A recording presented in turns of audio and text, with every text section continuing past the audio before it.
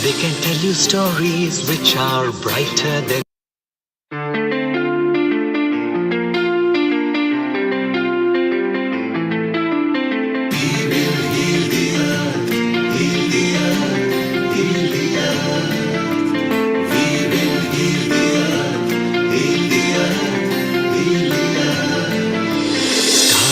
They can tell you stories which are brighter than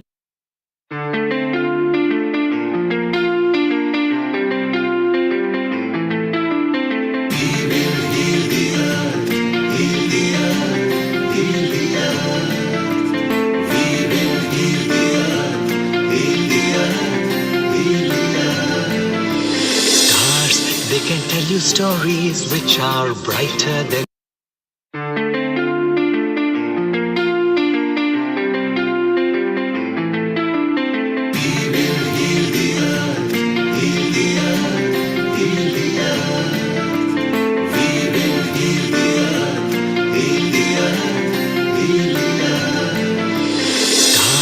They can tell you stories which are brighter than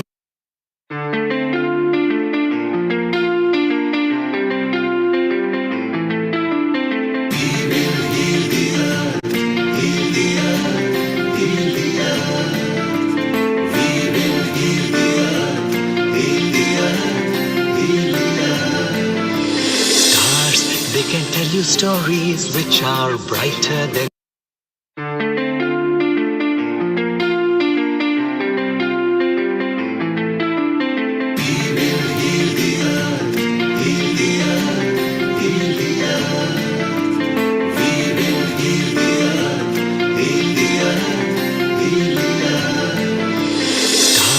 They can tell you stories which are brighter than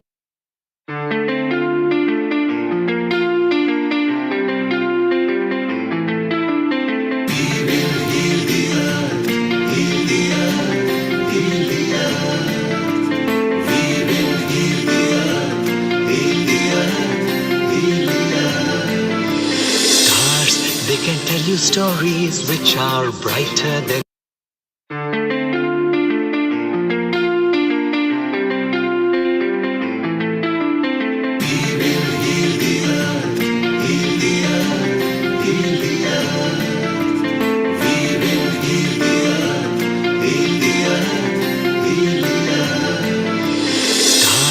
They can tell you stories which are brighter than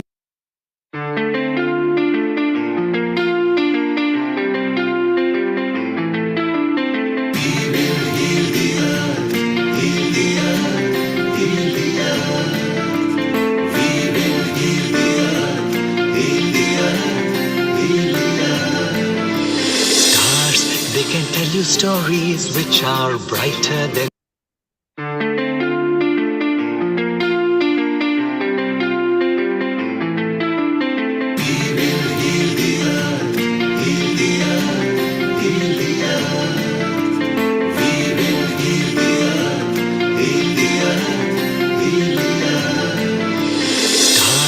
They can tell you stories which are brighter than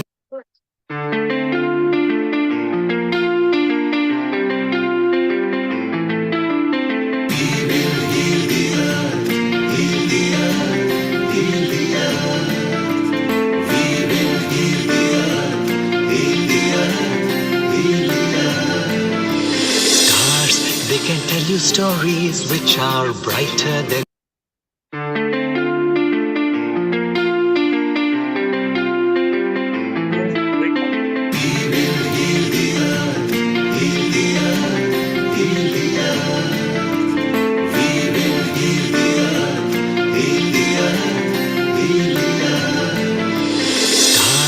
They can tell you stories which are brighter than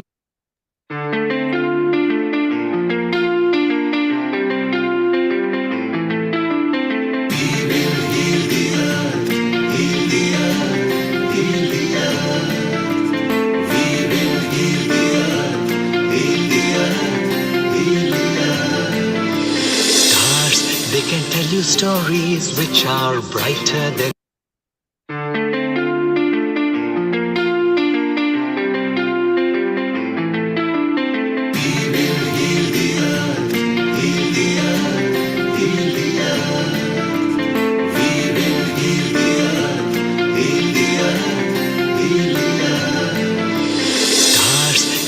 tell you stories which are brighter than 10, 9, 8, 7, 6, 5, 4, 3, 2, 1. Global Namaste. Good morning, good afternoon, and good evening to all the viewers of Healing Our Earth. I welcome you all to this episode of Healthy Life, where we are specially going to talk about cancer awareness. I, Dr. Amrita Sharma, welcome you all for this beautiful episode that we are bringing live at various partner channels. Before we walk and talk about cancer, let's start with some prayer. My affirmation is Gayatri Mantra. You can hold any affirmation of your choice. Let's join our hands together and pray for the global peace. Om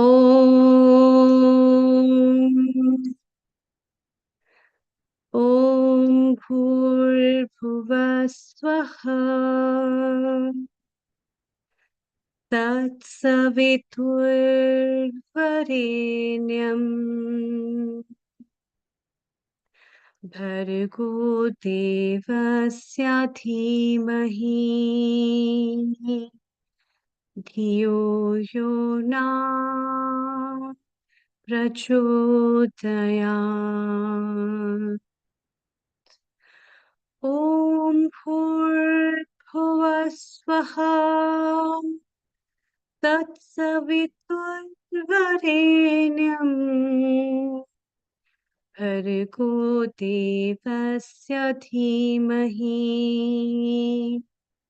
Dhiyo Yona Prachodayat. Om Bhurbhuva Swaha Tatsaviturvarenyam Bhargo Devasya Dhimahi Dhiyo Yona Prachodayat. Om Shanti Shanti Shanti.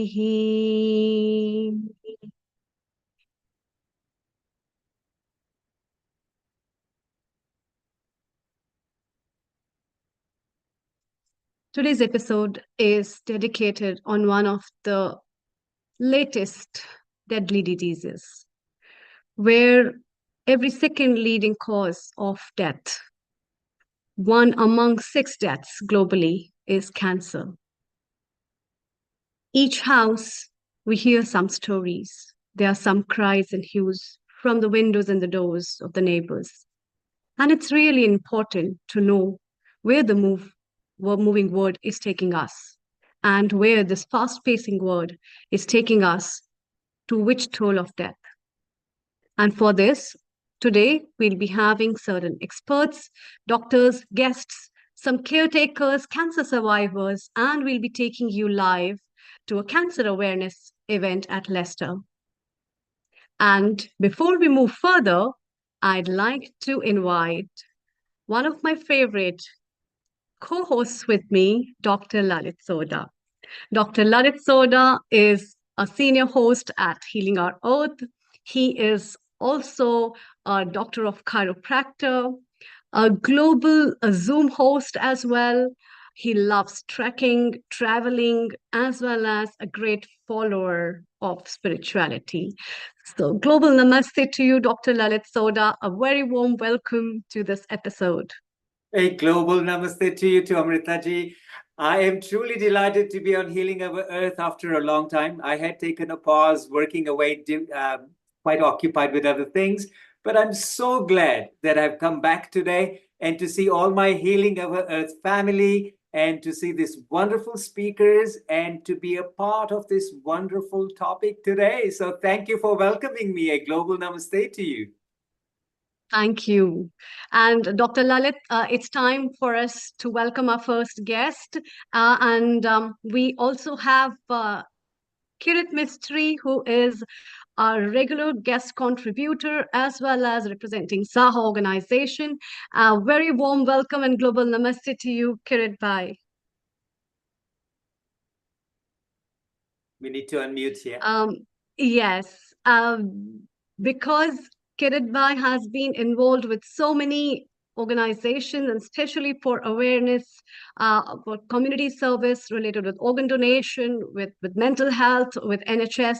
He's been doing a wonderful job. Global namaste to you, Kirit Bhai.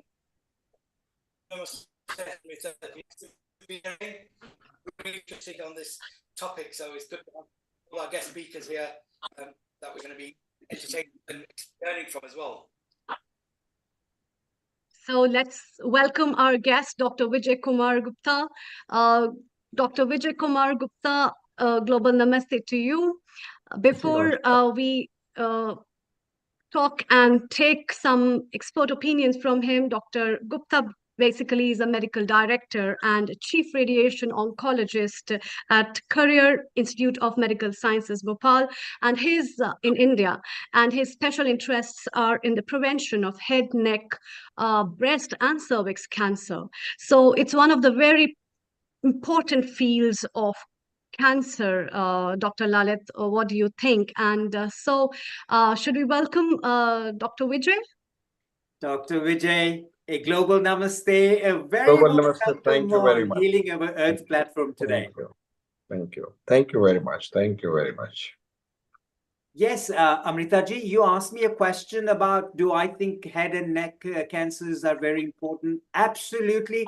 This is the area that we work as a chiropractor. So yes, we are always on the lookout for that. But who better to have with us than Dr. Vijay Kumar Gupta, who can enlighten on this particular topic. So Dr. Gupta, I will let Amritaji and yourself interact, and all three of us after your topic can interact together.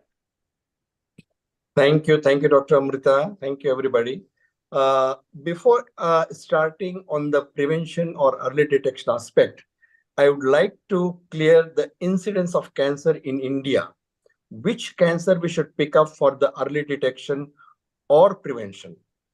If we see in 2022, the figure of cancer is about India detected about 14,61,427 cancer.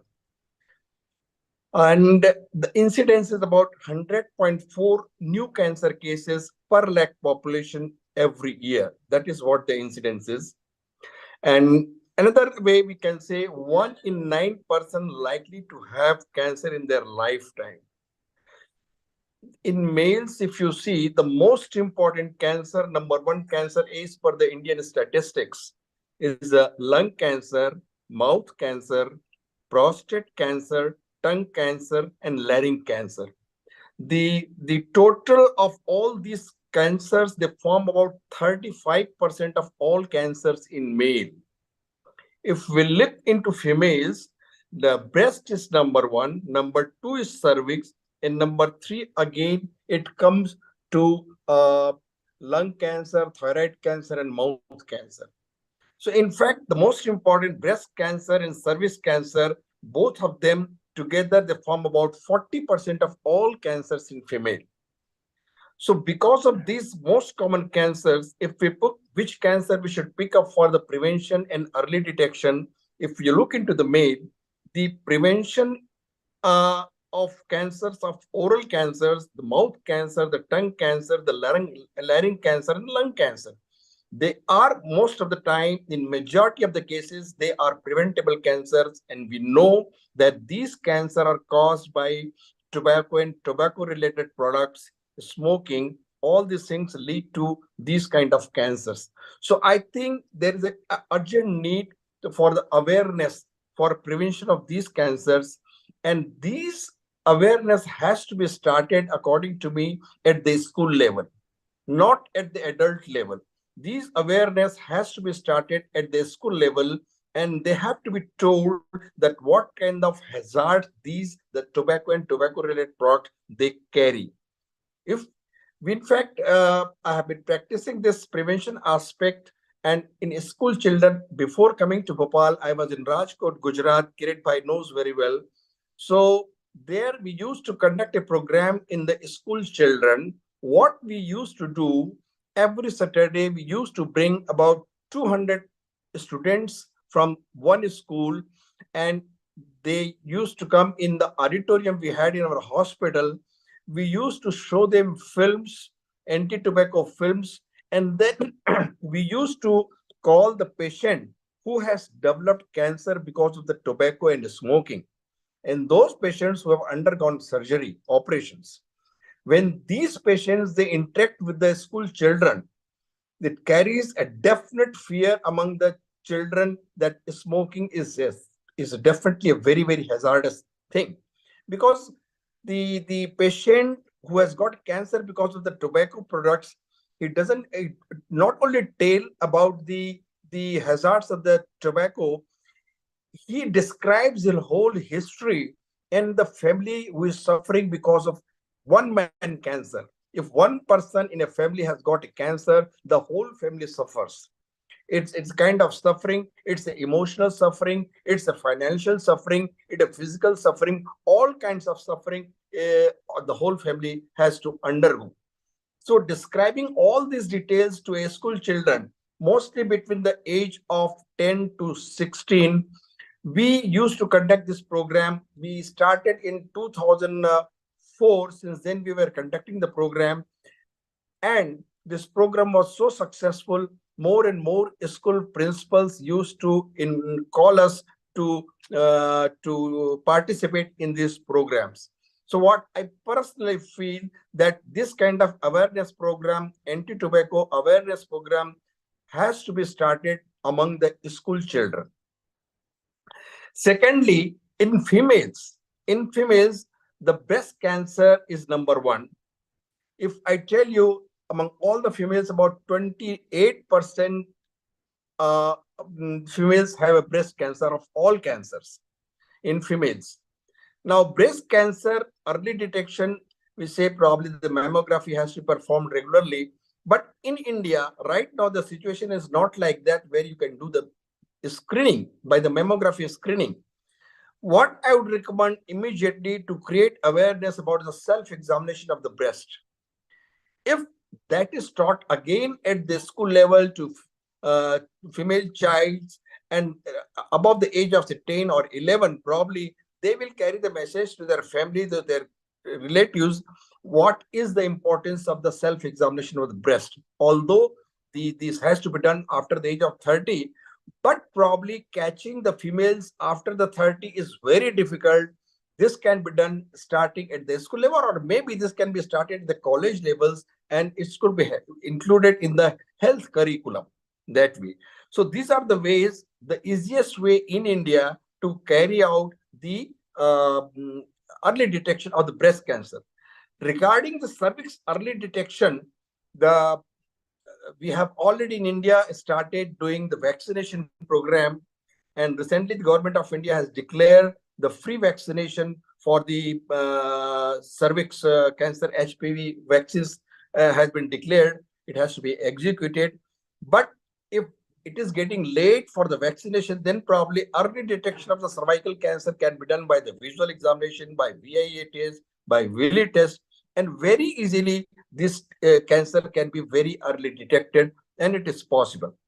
So this is what I would like to convey as far as the early detection is concerned. One more thing, in case of males, the prostate cancer, which we are seeing regularly more and more now, is being detected. So that is one thing, the PSA level once in a year has to be done in males above the age of 40, and that probably can detect more and more prostate cancer. I think I need to convey the whole message for early detection this much. Now, if any questions or anything has to be, please go ahead. Thank you very much. That was really informative, Dr. Gupta. So, Dr. Lalit, let's move on with the questions and discussions with Dr. Gupta. Please Dr. go Gupta, ahead if you have. Yes. Thank you, Amrita ji. Thank you very much. And Dr. Gupta, a wonderful emphasis on detecting it early. You mentioned quite a few heavy statistics there, and that was mind-blowing. You said in 2022, 40 lakh people, 40, Yes. 40 lakh 61,000 and some additional figure that were diagnosed with cancer. Right. And this is where you have actually, the diagnosis has been made. Would you say that there would have been more people who would have even died before the diagnosis was made, and the stats would be higher? Absolutely, you're right. There might be much higher number of the patients who have not come under the detection part. That is the reason. There are many patients from villages, they have a cancer, but they cannot come up to the hospital also because the facilities are not there. So those cases, according to me, the figure can be even double also. If you see, there will be very large number of patients who can have a cancer in India because the lack of the facilities. They from remote places, people cannot come. They have problems, but they cannot come up to the hospital. It's like, I mean, the figures are mind-blowing. It's like an epidemic that people don't even know about. Yeah. So this is interesting when you spoke about the fact that there is initially, where should we start? And schools is the best place. Currently, would you be able to say that in India or worldwide, if you are aware of any school programs that are being implemented for this reason? I'm not aware of the total word, but see, I have been doing personally at Rajkot in Gujarat, India. I did it for about 20 years before shifting to Bhopal. And that was very interesting. For me, it was very satisfying because I personally felt, I used to call the school children, say 7th class, 8th class, 9th class, 10th class, from 10 to 16. And when the children, they are sitting, and we used to show them the anti-tobacco awareness program film, which was made by us only. And after seeing that, when the patient interacts with the children, that is very interesting. And after the interaction with the 2-3 patients in that one particular session, it used to be a 1-hour session. After interaction with the children, we used to call the children on the stage, and they used to take oath. We try to, in fact, I had done a study maybe about 20 years before, going to the corporation schools, which was a lower class financial status schools. And the idea was to know how many children in a class they are using tobacco or smoking. To my surprise, my expectation was that probably there might be 5 or 10% children might be taking. But when I went to the class, that was 7th, 8th, and 9th standard students, the amount and the number of children who were using tobacco products was almost 30%. That was the reason, in fact, and that made me to start this program regularly. And then we started doing, we called the principals, in fact, of all the schools in Rajkot, and all those principals came. We gave them idea what we are going to do. All the principals agreed. They agreed to send their students once in a week for that program. And that is how that program was going on. This is still going on there right now. I'll be sooner or later introducing this to Bhopal, but I don't know this kind of program regularly is going in any part of India or world. I'm not aware of it, but basically this has to be brought within the health curriculum itself. A school, a small one page health instruction must be given to the school children, really speaking. I think that's very, very true and very correct to do. However, nationally, say for instance, you've done it in one city like Rajkot, which is, again, it's not an easy task. But I think if everybody unites to do this, like I remember one thing, when I was a kid at school, we had a dentist come because of children getting all the dental cavities and stuff. So all the nurses did, and this is back home in Kenya where I was growing up in my primary school, they just come to school and show you how to brush your teeth. You know, we didn't have electric brushes or anything, toothbrushes at that time, but they would come and just make fun and show us, 10 times here, 10 times there, 10 times there, put a toothpaste. So they were teaching us how to maintain dental hygiene. Now, in a similar way, I think this would be so interesting, and if it became a global thing on how to prevent certain cancers and introduce it into the school curriculum, I think that would be wonderful. Wouldn't you think, Amrita ji? Perfect. That's a very brilliant idea, in fact, and it's very important as well because children basically are the future. And if we need to stop the prevalence of cancer at that stage where it is diagnosed, it might be too late for a doctor to heal and for them to as well afford the burden of this, and especially the burden of cancer and the financial liabilities, as well as the mental and emotional setback and financial setback that the families take. It is going to grow the economic burden of the world as well on the global level. So I think it will curtail all those issues apart from restoring health Correct. in many, many ways. See, what is So here- happening right now? What is happening right now is in the packets of the tobacco product, cigarette and BDs, all this product, they mention it is injurious to health. Now, writing one line injurious to health does not convey the whole hazards. So the people who are using it, they don't understand it. So that is the reason we started. When the patient interacts, our aim was to create a fear among the children for touching the tobacco products. They have to have a fear in their mind. It's not just knowledge or awareness. The fear has to be created. If you use tobacco or any product related to tobacco, is going to be very, very dangerous. That can come only when the sufferers, they discuss with the children. That is so true, Dr. Gupta. But you know what? We have our wonderful Healing Our Earth team member here. She's out enjoying in the sun. Mala Naika from the Healing Our Earth team. Mala, a good afternoon and a global namaste to you. Can you unmute yourself, please? Oh, we can't hear you. Okay, she needs to unmute somehow. And while she's, Mala, we need to unmute you if you can. Wonderful. Okay. Global namaste. Hello. Wonderful to hear this very important subject. And I've lost two very close people in this coming weeks of cancer, apart from own family members. A very, very important question. How do we raise awareness for our families or the elders, and especially men, to go and get themselves checked up as quick as possible for cancer? They tend to leave it too long, and they feel like they don't need to go, or there's some sort of stigma about going and getting themselves checked. So what can we do to make it easier for them? Or is there a narrative or something? Mala, I think that's a wonderful question. And I think, Amritaji, if you agree to it, we should have Dr. Gupta first answer that question. And we have our wonderful Kirit Mistry. I think he can also help us answer that question really well. So Dr. Gupta, Please. first. Yeah. See, in India, many people, they don't come forward for the checkup because if something comes out, then what? That question, they are worried. They don't want to go. For example, will have a lump in the breast for 2 months, 3 months, 4 months, 6 months, 1 year. They will not come out for the check. The only thing they might be doing, this can turn out to be cancer, but see, they don't want to accept the fact. Yeah. Unless that is the basic thing, they don't want to accept the fact that is the thing.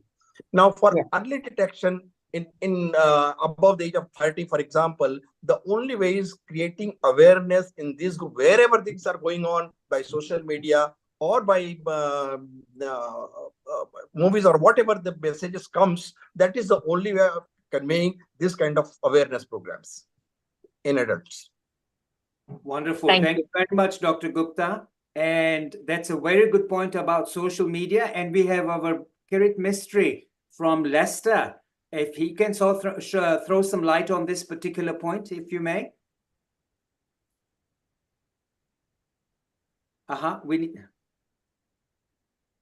We can't hear you, Kirit Mistry. We can't hear you very well. Can you hear me? Now we can hear you, yes. Okay, so thank you, Dr. Gupta, for an excellent presentation. Good to see you after 25 years. And it's ironic, 25 years later in Leicester, we are now seeing a real rapid growth of cancer, mouth cancer, and particularly related to gutka and tobacco chewing products. So we're now embarking on another, education around that. But the challenge we're having, in going back to Malaji's question, is the challenge we have is in the UK is dentist is getting early detected through the dentist around mouth cancer is become challenging. So what we've started to do is we're going out to communities and obviously take people, the screening teams out there. So today we have an awareness event just with the screening of breast cancer, bowel cancer. The teams from the hospital are there to engage with the communities. And the other thing we need to be doing is looking at for men, if they're working maybe working late hours. So we've got to actually go to their places of work and trying to do screening at those places of work. So we have, huge influx of people coming from India and other parts of the world, but the Indian subcontinent, they're working in factories, working in cash and carries. So we have to start taking education. We have to go there and try and do the detection there. Otherwise, we will see them presenting late, like you've mentioned, and then by then it's a lot later. So, but the key messengers that we're recruiting is people with that lived experience, people who've got, different forms of cancer. We're calling them our connectors, our community connectors, because they share their story. And then, today the event we're doing, we targeted beauty salons because we said, let's get to the beauty salons, get to the clients of the beauty salons, to then hopefully they'll take the message back home to their men, to their brothers, to their husbands, to do something, to go out there and if they've not had their screening done because of their certain age, they should do it. And then we're going to do the same program with men in barbershops, because we've got to be different. We have to be proactive and go out to those two men to engage with them, because we know men are very pig-headed. They don't want to, either they don't want to talk about their health, or they feel that they're the breadwinners of the family, so they can't go and see the doctor in case they, like you said, Dr. Gupta, something might be detected, and then that would then cause a further anxiety within them. So I think we got to be proactive and take out these programs, and you see that's the way the change is, and hopefully that's where we get early detection.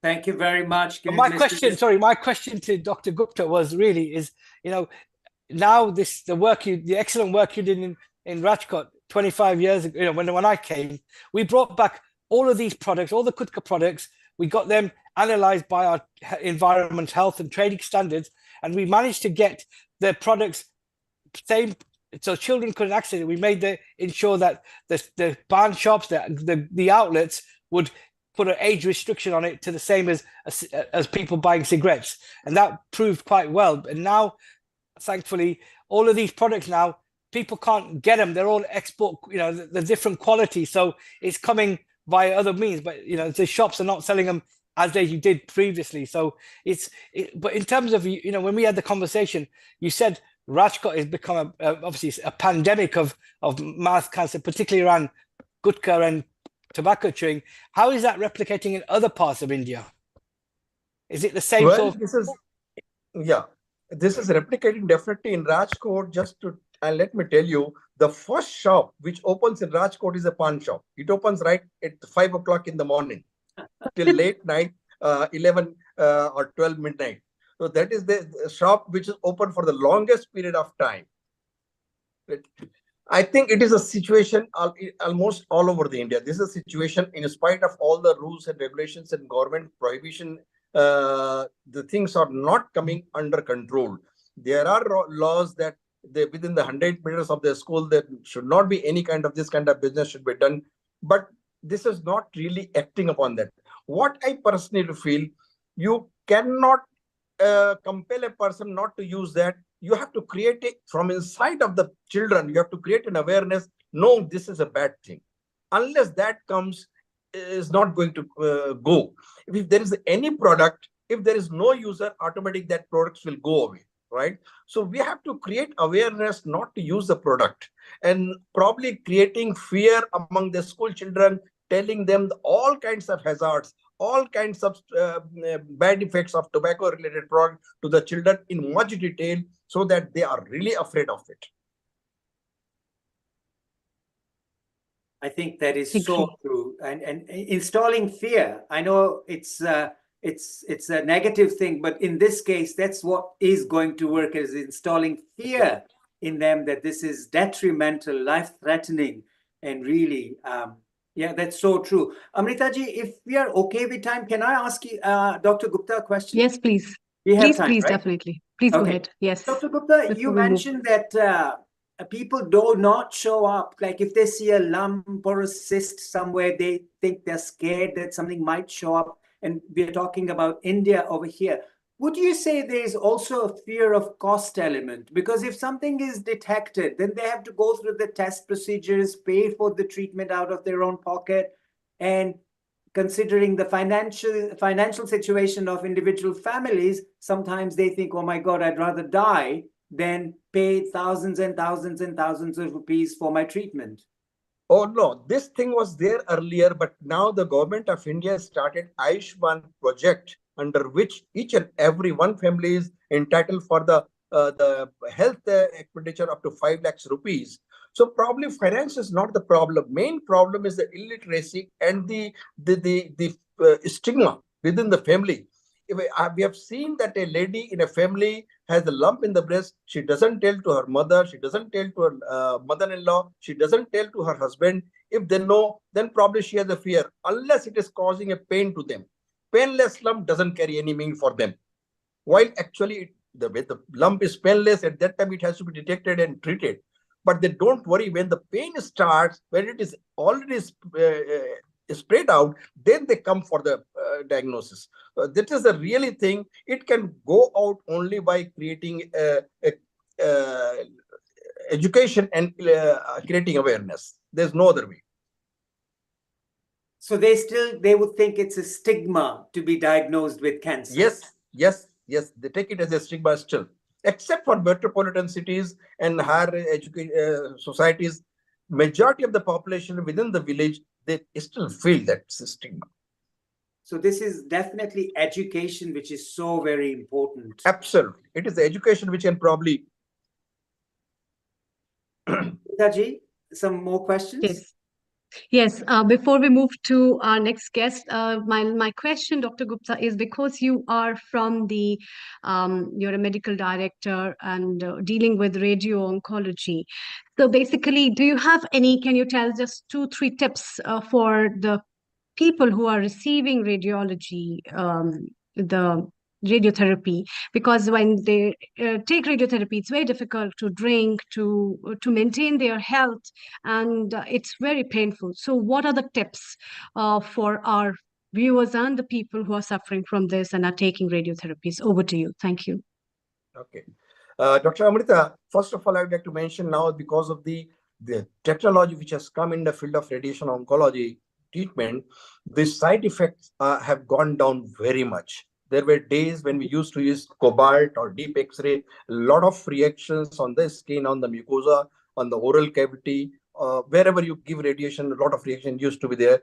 Now what we are using are targeted treatments.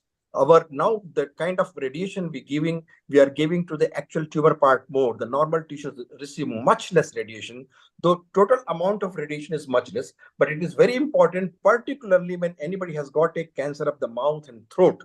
They suffer the nutritional problems very much. And the only, I think, in Indian situation, what we suggest them to have a nasal gastric tube, what we call as a Ryle's tube, during the treatment, so that the liquid nutrition can be maintained their health.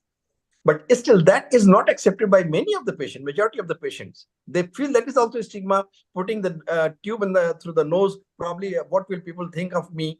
This kind of things are still there, but we try to counsel, we try to convince. So this is one way. There are drugs which we use, and the reactions are much less now, much less. Thank you. Thank you. We have our founder and director, Neil Kumar. Neil, your question, if you have. Thank you. That is really wonderful, Dr. Vijay, to discuss about these aspects, and especially when you have discussed about the relationship of educating children and the cancer prevalence and how that can be decreased over time is very important, and its connection with the mentality of people and acceptance of people globally. I think these kind of things, they not only exist in India, but as a global uptake of taking and understanding how socially and morally we can together fight with a particular situation, make a patient or our family member and our near and dear one get out of those things which he or she is suffering from. So, Dr. Neil Kumar, Amrita. Thank you, Dr. yes. Amrita. You're doing a stunning job, as are you, Dr. Lalit Soda. Welcome, Dr. Vijay Kumar Gupta from India. Thank you. On the social media, there are some questions, and I will just summarize into two simple form. People want to know the symptoms of different. If it's pan and tobacco, which is mainly akin to the subcontinent of India and Indians outside, as opposed to the dental oral cancer, what are the symptoms one needs to watch out for pan, tobacco, and or dental? Over to you, Dr. Vijay Kumar. Okay, very nice question, Mr. Neil. Now, those who are using pan and tobacco, the symptoms which can come from them is the first is probably they can see the redness, the glossy mucosa of the oral cavity is gone. Because of the regular use of pan and tobacco, the glossiness of the mucosa of the oral cavity is gone. Second is then it becomes reddish. And after that, they start getting ulcers. So if they find a ulcers, which might be a burn, there might be a burning situation. So at this stage only, they must go to the doctor and get themselves checked. Why I have got a ulcer? What we call in Hindi as a chala ho gaya. So when they've got an ulcer, they must immediately go a very small ulcer, maybe half a centimeter also, that should be checked by the doctor. And at that stage, probably it can be cured. So the most important is ulcers in the mouth, burning sensation in the mouth for a very long period. So any non-healing ulcer in the mouth or lip is likely to become a cancer in future.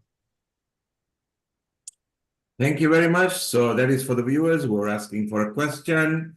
Over to you, Dr. Lalit and Dr. Amrita. Before we move to Kirit and others, let's get some more tips from Dr. Vijay Kumar, and over to you, both of you.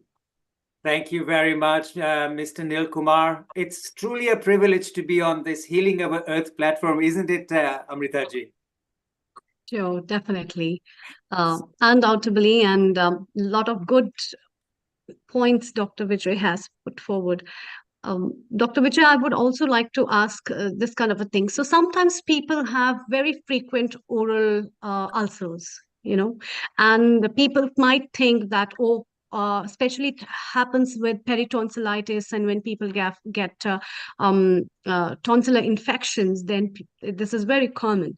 So what are the different signs and symptoms compared to that? Because you mentioned ulcer is a very common symptom of oral cancer, and ulcers might be some people tend to have a tendency of having mouth ulcers because of certain things. So what is the differentiation criteria on that basis? Over to you. Right, Dr. Amrita. Any ulcer which is coming, going, right, that is not likely to become a cancer. Any non-healing ulcer for a longer period, maybe 3 weeks, 1 month in continuation, probably one should get checked. That is one very important thing. Then the ulcers have a different kind of picture. The edges of the ulcer are usually everted type of edges, while other ulcers are not, they don't have that kind of edges. So probably once the doctor checks, probably can make out, and then he can take a biopsy and confirm it whether it is cancer or not. But many a time there, because of vitamin deficiency, there are ulcers in the mouth. So many reasons, indigestion, there are ulcers in the mouth. So probably any ulcer which is coming and going doesn't carry much meaning. That can be of different reasons. But a cancerous ulcer is usually they are non-healing. They don't heal for weeks and months together. Such ulcers must be checked. And sometimes when people take pan and gutka especially, they put it in one corner of their mouth. And then you see that, is that a common site of developing cancer, or cancer can develop anywhere despite it can develop anywhere, but we find mostly when we see a patient, do you keep the tobacco on this particular spot? And many times they say, yes, I keep it there. So there is chronic irritation. The cause of cancer is because of the chronic irritation, and there are irritants. So yes, you're right. It can be And there. what is the common time of prevalence? Like, so suppose a person or a child is starting to having taking gutka and pan by 16 years of age. What is the common age you have found that after 6 years or 5 years of intake or 2 years of intake, the cancer has developed in an individual, according to your I experience? tell you Thank you. my experience. In fact, I'm in the field of oncology since last 50 years, almost. Maybe 30 years, 35 years, or 40 years before, when I used to see cancer patients, I never saw a patient below the age of 50, a cancer patient. But now we see a cancer patient, oral cavity cancer patient, even at the age of 25 and 30 also. See, the reason is because the habit of using tobacco, it has come in is various forms. There's of gutka and pan masala and all these things. The children start using at the age of 5 years, 6 years. When we take the history, if anybody in a family is taking, a father is taking, or mother is taking, or elder brother is taking, the habit is going to trickle down to the younger children also. If there is usually either they start using because of the friend circle, one friend is taking, automatically it spreads to other friends also. This is a usual way of getting a habit of taking tobacco products. So yes, it's there with the young children. Yes, Dr. Lalit, over to you. Dr. Gupta, that's very important information, how it trickles down into the family. On that note, I also had a quick question before I go to a question that has come up on the chat box. And my question to you would be, the mouth cancer. I've also known that women also take tobacco. Though it may be a very prevalent thing in men, in the male gender, but women also are chewing tobacco. Is that correct? And quite a few, quite a large number. Yes, it is correct. It is correct. The incidence of mouth cancer in females is about 3.5% among the females. If 100 females you see cancer females, then probably about 3.5 females will have a mouth cancer. And they are in certain areas of India's part, they use tobacco. Females also use tobacco. Not only that, sometimes when in laborer class, when they go out for the labor, the children, they put some kind of maybe tobacco or tobacco product to the 1 year, 2-year-old child so that they can remain calm and quiet. This kind of things also in a very limited area, but we have seen even these things also. It's used as an analgesic kind of thing. Yeah. Keep the baby calm and they get on with their work. Yeah. But this is where, don't we think that these are the women or men who are taking it, and they are the ones who need to be educated too? Absolutely. Unfortunately, it just doesn't sink in their head till they actually become victims of it. Exactly. They don't believe, they don't accept the facts. If you tell them this is causing your ulcer, they will not accept it. Unless somebody develops in the family, then only. See, I've seen to that extent, in a hospital, the father is operated because of the cancer, because of the tobacco product of the oral cavity, big surgery has been done, and the child is sitting beside him taking tobacco. What other example I can give you? It's really very, So before we get to Mr. Nilkumar, there's a chat box question that has come up from Mala Neka, and I believe she's had this message from somewhere. And it says, I have ulcers all over my mouth since last Tuesday. It's red, it's burning. I used salt, antiseptics, and antibiotics. Slow recovery. Any remedy you can suggest, Dr. Gupta? No, probably she should take some vitamins also, B-complex vitamins. That will help definitely. Yes.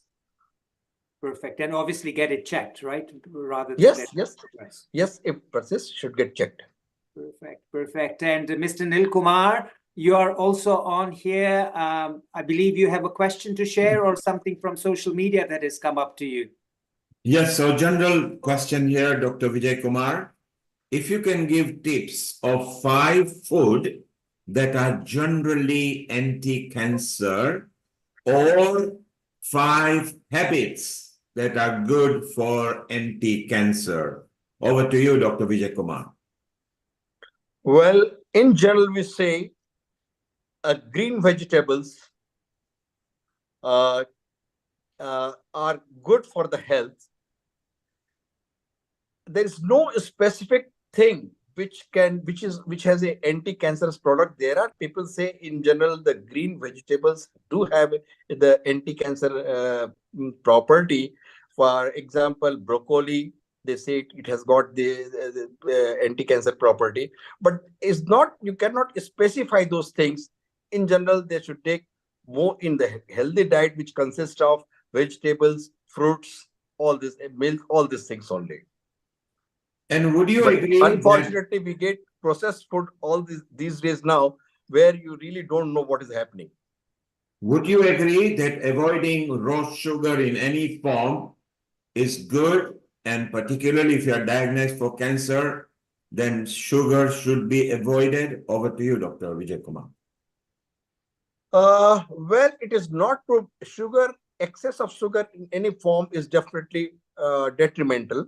But if you're taking regular sugar since childhood or the family habits, what we have in India, it doesn't affect, it doesn't increase the incidence of cancer.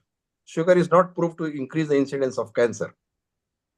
Thank you, Dr. Vijay Kumar. Kirit Mistry, while you are here, before we carry on, are we going live to the exhibition of cancer or any experts over there before we carry on talking? Over to you, Kirit Mistry. No, we've got our next two speakers here in with me in the office. We're going to go to the live cancer awareness a bit later. Okay. So I just need to share my screen for their presentation. So, Dr. Amrita, Dr. Lalit, shall we get some inputs from Kirit and Dr. Vijay Kumar? Hang around if there are any other questions. Let's explore this, because at Healing Our Earth, we bring free education, free knowledge for the peace, harmony, and unity on the earth. Over to you, Kirit, Lalit, Amrita, and Vijay Kumar. Please hang around. Let's see what we learn from Kirit. Over to you. Thank you. Thank you, Neil Kumar. Thank you, Dr. Vijay. It has been really insightful and very interesting, and we would like to invite you time and again, because these are the practical things we all need. And I think you're doing a wonderful job. Healing Our Earth would like to contribute in this, and our whole family globally would definitely are joining hands with your endeavor and your spirits to make this world cancer-free, especially for children, and what Dr. real legacy Amrita, we can give. Dr. Amrita, before we carry on with Kirit while he's setting up the presentation, we have got Dr. Avtar here, who is a regular contributor to Healing Our Earth. His specialty is Ayurveda, but he also dabbles into Ayurveda form of cancer as well. Let's say hello to him, and he will be appearing a bit later. But we just say hello to him. Dr. Avtar, Global Namaste, unmute yourself, say hello to the panel, and we'll come back to you later. Hello, everybody. Thanks very much. And I'm listening to Dr. Gupta. He giving very nice information, and really I appreciate. I'm also working for the cancer as a Ayurveda practitioner and done a lot of job. And what he's saying, he 100% he's right. And this one, we have to do some. What my experience, I also share later on. How can we protect our people from the cancer? How can we save before they go to the cancer second stage or third stage or last stage? Definitely, I try to today to tell what is my experience. Thank you, thank Dr. you very much, Avtar. Amrita, everybody, Kirti. Thank you very much. Thank you, Dr. Avtar. Stay down. We'll be with you. We've also got our senior team member here, Dr. Rajan Patankar, Vaidya Rajan Patankar. Say hello to Dr. Vijay Kumar, Lalit, Amrita, Kirit, and we move on to Kirit. Over to you. Hello, everyone. Global Namaste to everyone. Sorry, can't join some prior days. But today also, I had to go for urgent work. But still, I messaged Varsha ji to, I will be there for some time. And then I will leave the webinar. So sorry for that.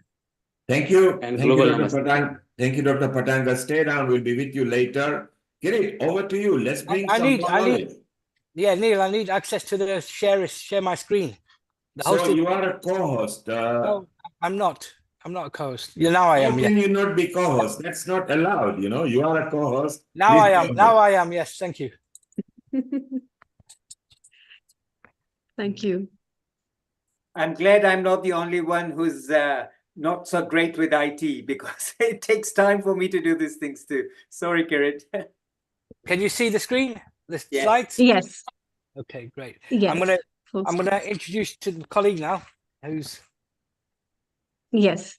Let's move over to Dr. Gianna Luana Postavaru from University of Leicester. She is head and neck from Board of Directors with the Head and Neck Cancer as well as Oral Cancer Trust.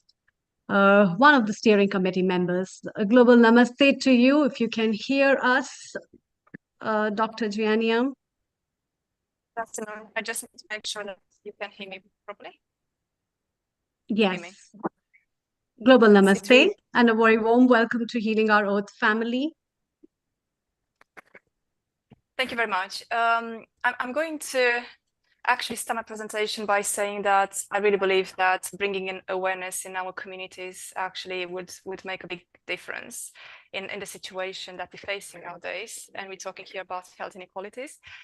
So in my presentation today, I'm very much going to focus on how important it is to work with communities of patients and communities of lay people actually in trying to understand their perception and their understanding of cancer and risk factors. And a bit later in my presentation, I will give an example of the work that we're doing here at the University of Leicester in collaboration with the NHS Trust and community organizations. So at the same time, I think I would like to highlight the fact that 1 in 2 of us is going to be affected by cancer, in our lives. And this will be regardless if we are the patient diagnosed with cancer or if we are the family member. And I think that today is really a great opportunity, I would say, to honor the member of my sister, whom I lost a couple of months ago from cervical cancer. She was a healthcare professional herself. And I think that she will tell anyone actually being part in this chat today in the panel, but also beyond the panel, because I'm aware that this material actually will go offline at some point. So anyone who is attending this probably has been a cancer patient at some point, maybe a family member or someone in the community, a neighbor or friend who's had someone diagnosed with cancer. And I think that the key message I would like to give everyone listening to this presentation, and this is a message probably that my sister will give to everyone, if you can say it's a small piece of information at home and use that in your families when you say that something is wrong, or even talking to your neighbors, your friends, I think that will make a difference. So what I'm going to do today, actually, because we've touched very briefly on various risk factors for head and neck cancer, cervical cancer, breast cancer. I think I'm going to talk very briefly about human papillomavirus, or HPV. I'm going to give a brief overview of the situation in the UK. And also, I think that what's really important here is to understand from a psychological side of things, because I have a background in health psychology, so my presentation will be very much around how we can facilitate the discussions with the children in the school setting, but also in the families. So I'm going to provide some insights into what really matters to the children and young people in the UK when they made a decision to get a vaccine, the HPV vaccine. I'm going to also touch very briefly on the HPV vaccine uptake in the UK and more globally. And we'll be maybe shocked to see that actually the levels, the uptake levels have decreased. They're really low compared to the pre-pandemic rates. And of course, I think there is an urgent need to do something about that. I'm going also to explain why it is really important for us to really get together in the same space, us being maybe universities, educational institutions, health systems, and communities working together to try to understand how we should develop and co-design key messages for people in the community. So I'll provide some examples of the work that we've done together, and also some key findings of the work that we're doing here in Leicester. So maybe before actually touching on this topic of HPV, which sounds to be like a really hot topic and it's really, really worrying globally, I think it's really, really important to understand what makes a difference, or what actually helps children to make their decision in terms of the vaccines that they're being offered. So if we look at the stats, and this is data that has been collected in the UK recently, so we're talking about last year, we see that actually children would prefer to get the first-hand information from their parents. So what I've heard previously is that we need to start with awareness campaigns and education in schools. What I also think it's really important actually to explore what are the key systems around these children and how we can work together in collaboration to actually enhance that confidence in making the right decisions. So this has been a really large-scale survey. We're talking about almost 1,600 children and young people who've been surveyed, yes, been taking part in this piece of research. And almost 90% of these people, actually, these children, they said that they would prefer to have this information from their parents. So what this is actually telling us, I mean, the key message here is we shouldn't work in isolation with these children. Actually, we should work in collaboration with these children and their families, their parents, and the key people around them. And of course, the next person that they would like to have this information from, so these are the people they would trust, are the GPs. So again, if you look at these figures on the slide, actually it gives us an indication who are the people that we should be working closely with. So it's the parents, the general practitioners, the school nurses, the teachers, and other family members. So it's like a network that we need to build up around these children, around these young adults, when we decide how maybe to improve, how to enhance their awareness and to design, to tailor our interventions. But then if you look at this table, actually, it gives us some figures around who are the people, yes, that they should decide whether they should take the vaccine or not. And after, if you look at the Asian and the Black communities, for example, in the UK, these children would prefer that the decision is made together with their parents. Then the percentage really drops in terms of whether they should be given autonomy or independence in making that decision. So just 18% in both Asian and Black communities would prefer to make that decision by themselves. And what is really interesting is here that some of these children actually would give that responsibility to their parents. So we're talking about the same percentage, 80% of these children actually would prefer the parents to make the decision for them. And then just 5%, and then 7% in the Black communities would prefer the doctors to decide whether they should receive the vaccine or not. Just to clarify, we're talking about vaccines in general here, and then I'll provide more specific insights around the HPV vaccination.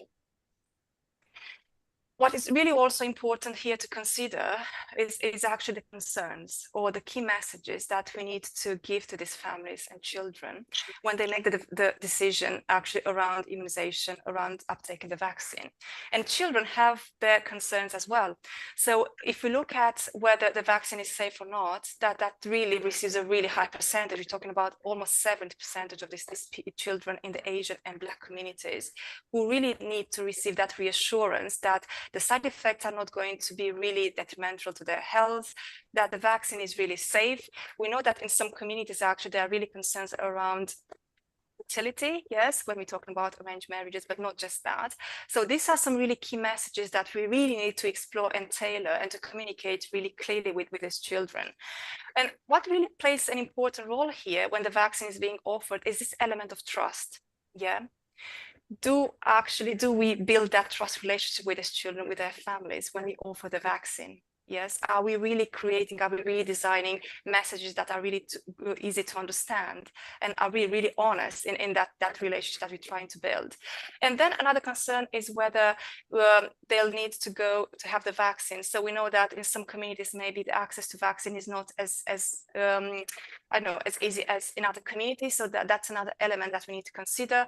And of course, there are some cost concerns here, but we know that in the UK, for example, vaccine is free up to the age of 25, so it's provided for free in school settings. And let's say that if these young people have missed the age deadline, they can go to the GP or the community clinics to receive the vaccine.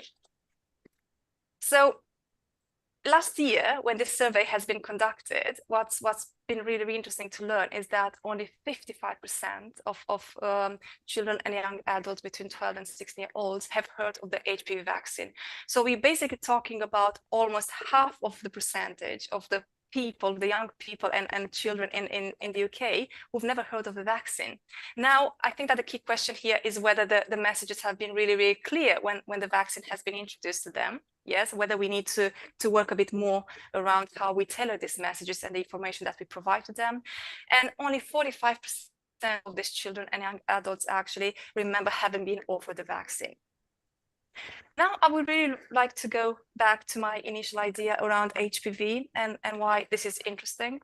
And I think it's really important to everyone's health. I'm aware of the fact that I'm sat in a panel of experts here, but I'm also aware that actually this presentation should benefit everyone that is going to access this it's beyond this discussion. So we know that there are approximately 200 different types of HPV. So we're talking about a really complex type of virus, yes. And we know that types 16 and 18 have been estimated to cause almost 5% of all cancers worldwide. So this is really, really worrying. And if you look at the recent statistics, we're talking about 630,000 new cancer cases per year. So that's really, really massive. And approximately, I would say up to 30% of HPV cancer cases actually occur in men. And this is where we probably need to bring in more awareness, because our previous work has actually indicated that men in the ethnic communities are not really aware of the fact that they can also get HPV. So we need to work around that awareness, prevention, early detection, and so on. I would like to, because I think this is great. So we also know that about 80% of the world population will have a high-risk HPV vaccination at some point in their lives without symptoms or any other issues. So I know that in the previous chat, actually, there have been conversations around how we should engage early screening if these people in the community actually suspect that there's something wrong in their bodies. But I think that we also need to make people aware of the fact that some cancers are really asymptomatic. Yes, people don't experience any signs, any symptoms before actually it gets more serious. HPV is very much responsible for cancer in genital areas and also around head and neck cancers. And this is where my colleague Tejo is going to talk to you in more detail about the medical implications around the head and neck cancer areas. We also know that the majority of cancer can be prevented by HPV vaccination. And this is really important, I mean, for these children and young people to receive the vaccine in early adolescence. There is some recent evidence actually indicating that if the vaccine has been administered beyond the age of 25, actually it is not as effective as expected. So again, this is one of the key messages that we probably need to use in our awareness campaign to make people aware of how important it is actually to get this early vaccination. In the UK, because my presentation is going to focus very much on the UK context, the HPV vaccine has been introduced in 2008 for girls aged 20-30 years, and then has been extended to boys in 2019. And there's also a free catch-up program for those up to the age of 25 years, yes? And a recent large-scale project that has been conducted in 2021, I think my internet is disconnected. Can you still hear me? The screen shows that the internet is not stable. Yes, we can still hear you. Please go on. I had box on the screen. Thank you very much. So we know that the program, the immunization program, has started in 2008 for the girls, and then in 2019 has been extended to boys. And in 2021, we've had a large-scale study of women in England who received the HPV vaccine. Actually, the findings are quite encouraging, I would say, for cervical cancer. It indicated that actually it provided elimination of HPV about 80% coverage in girls and boys. So if that coverage is reached. So basically, if you look at the data and the reduction in cervical cancer in those girls that received the vaccine, we're talking about a percentage of 80-90%. So that's really, really significant. And NHS actually is pledging at the moment to eliminate cervical cancer by 2040. But again, HPV is not related just to cervical cancer. We're talking about oral cancers as well. So it's really important to bring in those messages in our communities. Because I said earlier that actually children and young people are really concerned about the side effects of the vaccine, any vaccine that they would receive. Of course, there are some side effects of HPV vaccine that we need to make people aware of, but these are really mild and do not last for long. So this can be swelling, pain, reaction with skin, a headache, aching bodies, sick or tiredness. And also, we also know that for some ethnic minority groups, actually, this key question around does the vaccine contain porcine ingredients, it is really important, but there's some reassurance that actually the vaccine does not contain those ingredients and it's halal. Now, the question is because, of course, we've been through the pandemic. We know that communities had various attitudes toward the COVID vaccine. We know that there is a lot of controversy around the vaccine uptake. And as part of that context, it's really important to talk about the HPV vaccine uptake as well. And if you look at the recent facts, actually, what is worrying here is that the uptake has decreased and is lower than in the pre-pandemic. So one of the recent studies actually in 2020 in the UK suggested that parents of girls are more likely to say that they would give the vaccine than the parents of boys. So maybe we need to work a bit more with families that have boys, school-age boys. And we also know that the previous refusal of a vaccine for a child is closely linked to parents actually not wanting the HPV vaccine. So if we have families where the parents have refused the, let's say, early childhood vaccine to their children, these families are more likely to say no to an HPV vaccine. So again, we need to bring in more awareness in these families. But also there is a lot of disparities across communities. And what we know so far is the likelihood to receive them is less in children from populations, in some ethnic groups, in some children and young people with learning disabilities, in lone parent families, or in large families. So we're talking about socioeconomic status here, and of course in those children who are not attending the mainstream schools. So we discussed earlier that it's really important to start awareness and prevention in school settings, but we also, I think, we have to really enlarge our thinking around potential interventions with communities, because we also have children who don't attend the mainstream school. So we have to think how we could potentially work with those families and those children. But what is also important here to highlight is that adolescent females from Asian and other ethnic backgrounds are approximately twice as likely as their white counterparts to have their parents refuse to allow them to receive the vaccine. So let's say that if we had a group of parents allowing, let's say, 100% their children to receive the vaccine, probably only 50% of the Asian parents would allow for to actually receive that vaccine. So again, this is a bit worrying, and we need to understand what really prevents these parents from trusting the vaccine. So in order to understand these processes, in order to understand what are the potential determinants of parents making those decisions for their children, it's really crucial actually for key institutions to work together. And here we're talking about educational institutions, we're talking about health systems and communities. I mean, people out there in the community working together and to create this bridge of knowledge that will help us to tailor the right messages.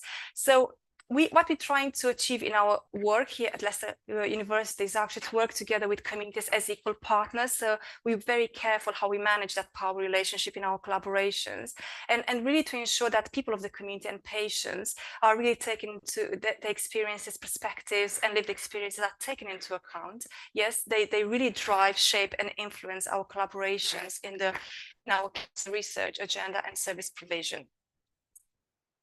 What want to do in the next couple of minutes, actually, I would like to give an example of the work that we're doing. So this work has been funded by the Leicestershire Academic Health Partners. And there is some context to this work. And I think that my colleague Dejo, he's a consultant in head and neck cancer, he's going to explain a bit more in more detail this context here in Leicester and beyond Leicester.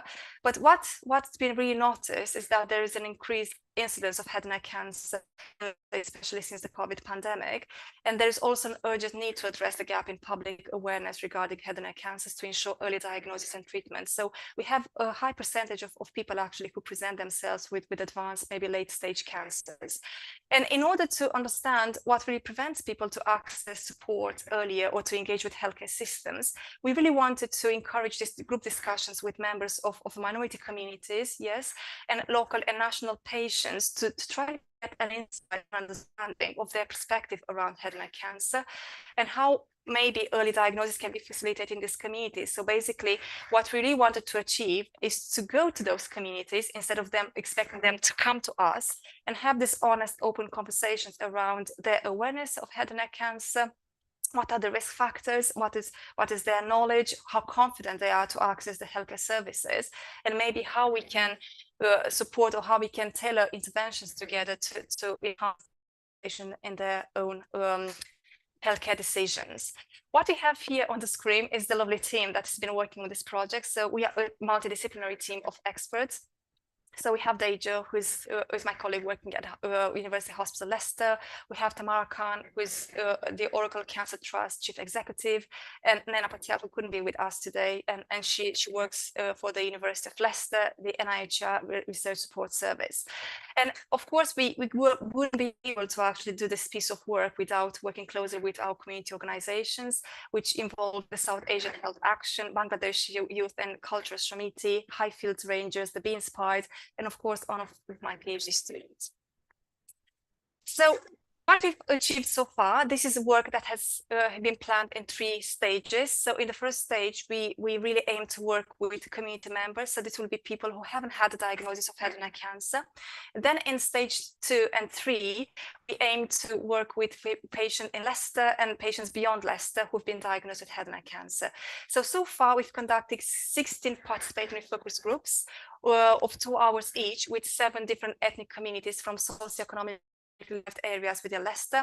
So we've spoken to 53 members of the Black, Punjabi, Indian, Pakistani, Bangladeshi, Eastern European and white British communities. And we tried to actually, before going out there to speak to these people, we co-designed open-ended questions, and we also co-designed visual materials to get an insight into their perspective about head and neck cancer, the risk factors, including HPV virus, and their recommendations for an awareness campaign. So what I'm trying to say here is that the questions that we've asked these communities have been open, they've been sensitively tailored, and with the support of our colleagues, I mean, Dejo, who's a consultant, Tamara, who works in the Oracle Cancer Trust, we tried to design some PowerPoint presentations around head and neck cancer, potential symptoms, providing photographs, images, also around risk factors, to really help these people out in the community to get awareness of head and neck cancer and the implications. So what we've had here on the slide, just a couple of photographs that have been taken after those group discussions. So as you see, these conversations have been really, really enjoyable, really insightful actually, and they've been really participatory, which meant that we really were interested in understanding and actually taking on board the key messages of people taking part in these groups, because to us they are the experts by experience, so it's their perspectives and their own experiences that are actually guiding our own work.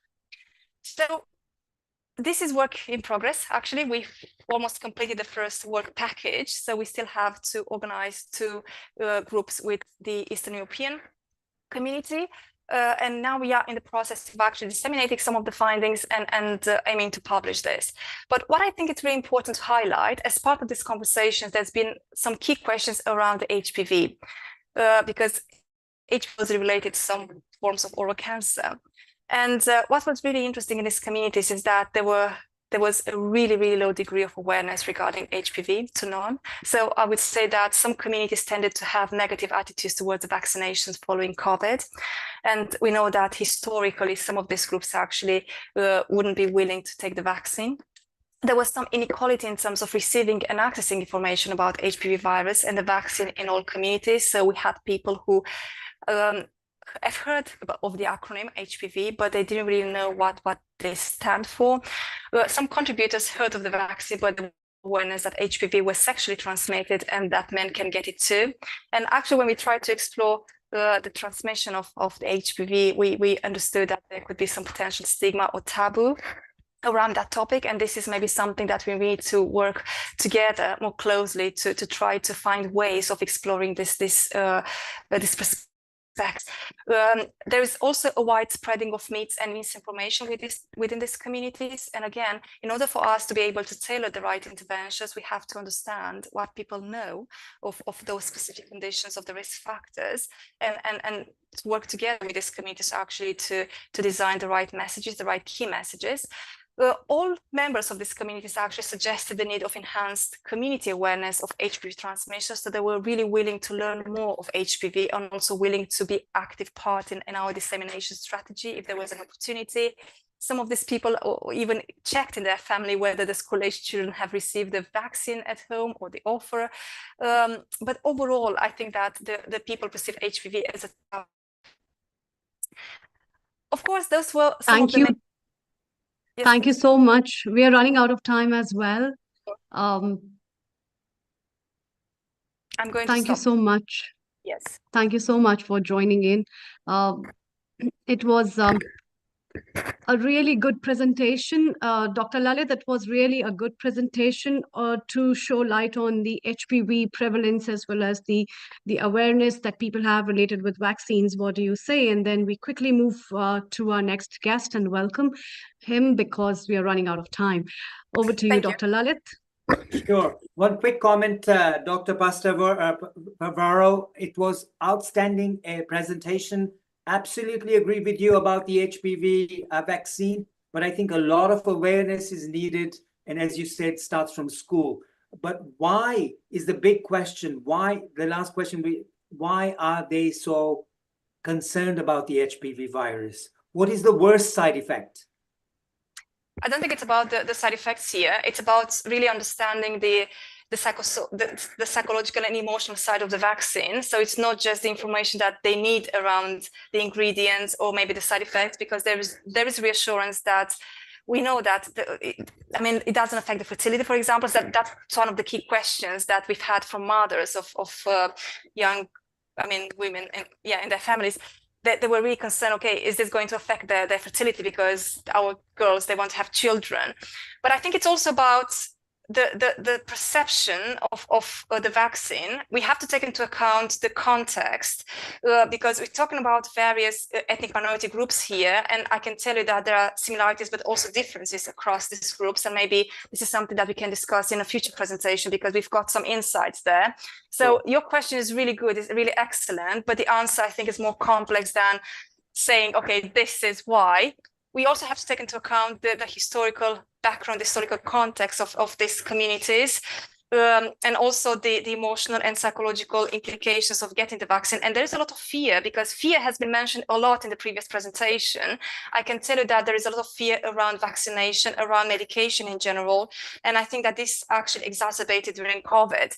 And also social media plays a really massive role here in how messages have been tailored and how actually this fear has been aggravated, I would say. But I'm really keen to, I really look forward to having these proper conversations in future meeting.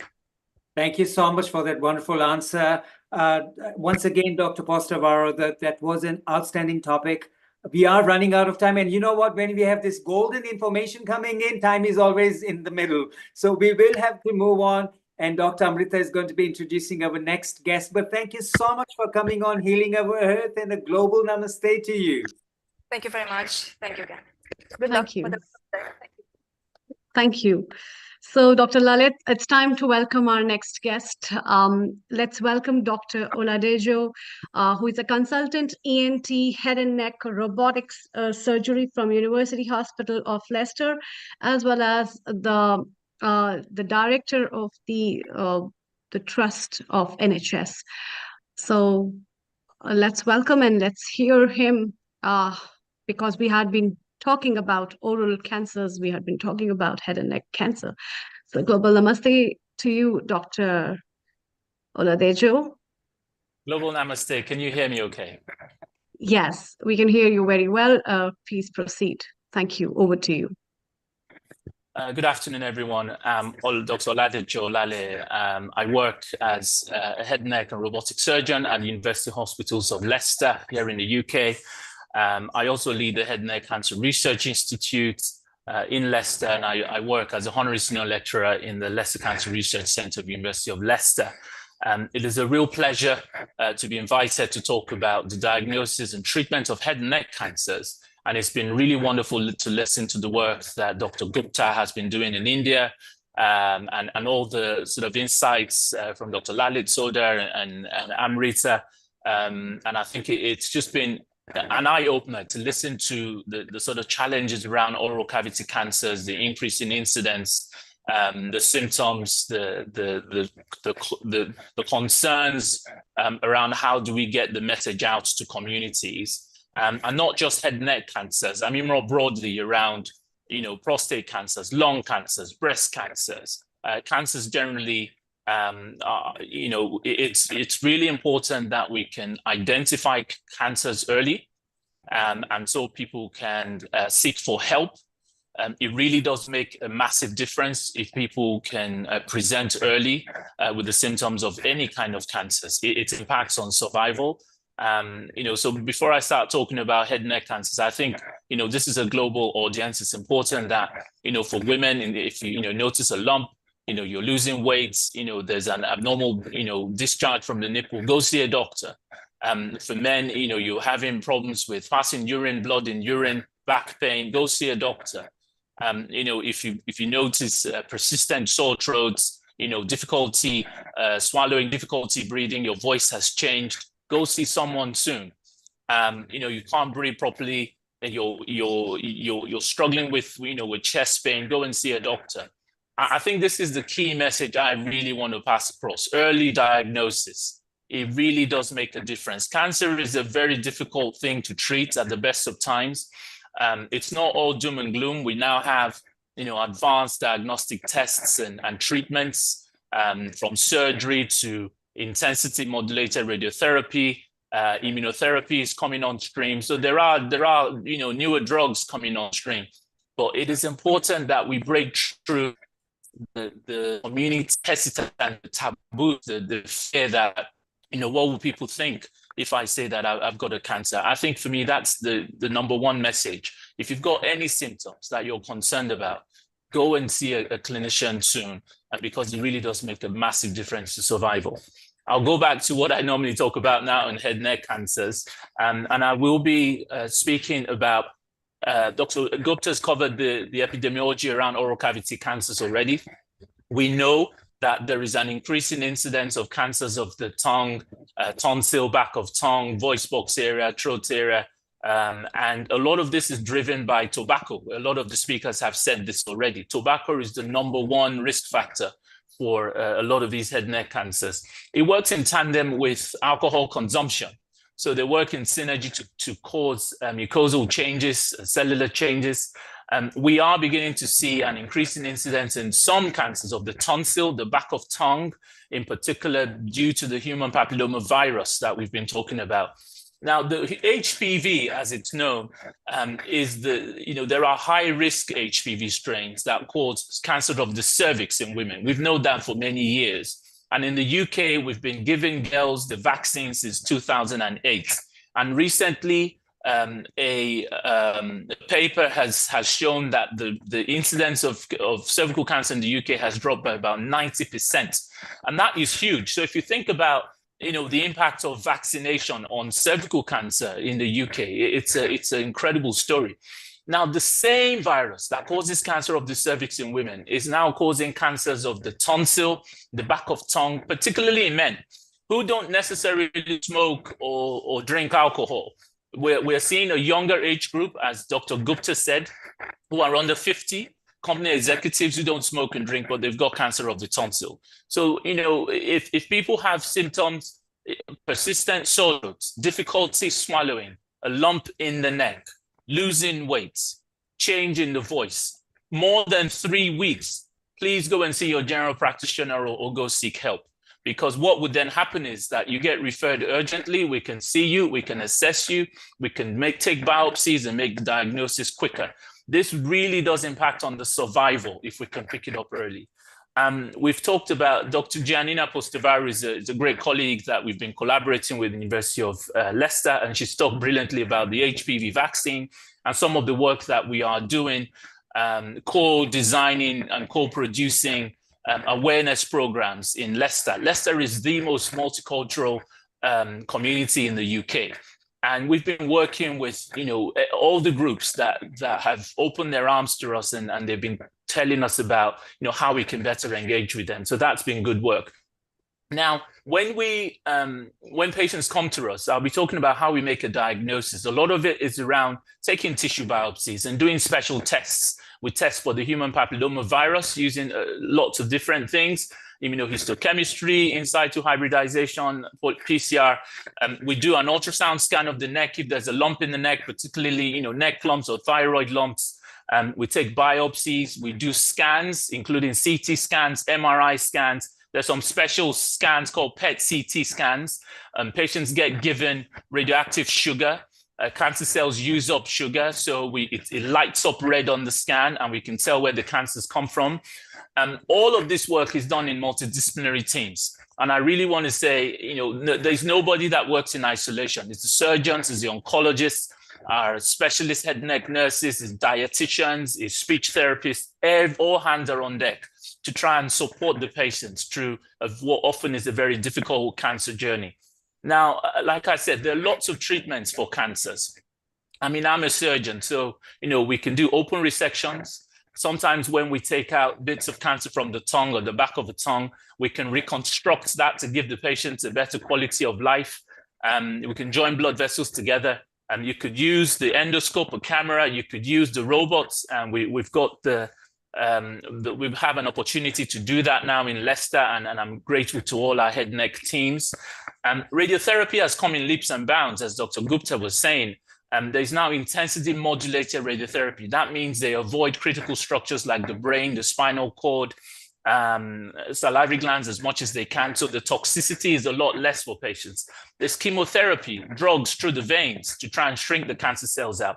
There's immunotherapy, which basically excites the body's immune system to fight the cancer itself. We're seeing a lot of advance in immunotherapy across much of the solid organ cancers. And in the head and neck space, it's currently a second-line treatment for recurrent head and neck cancers.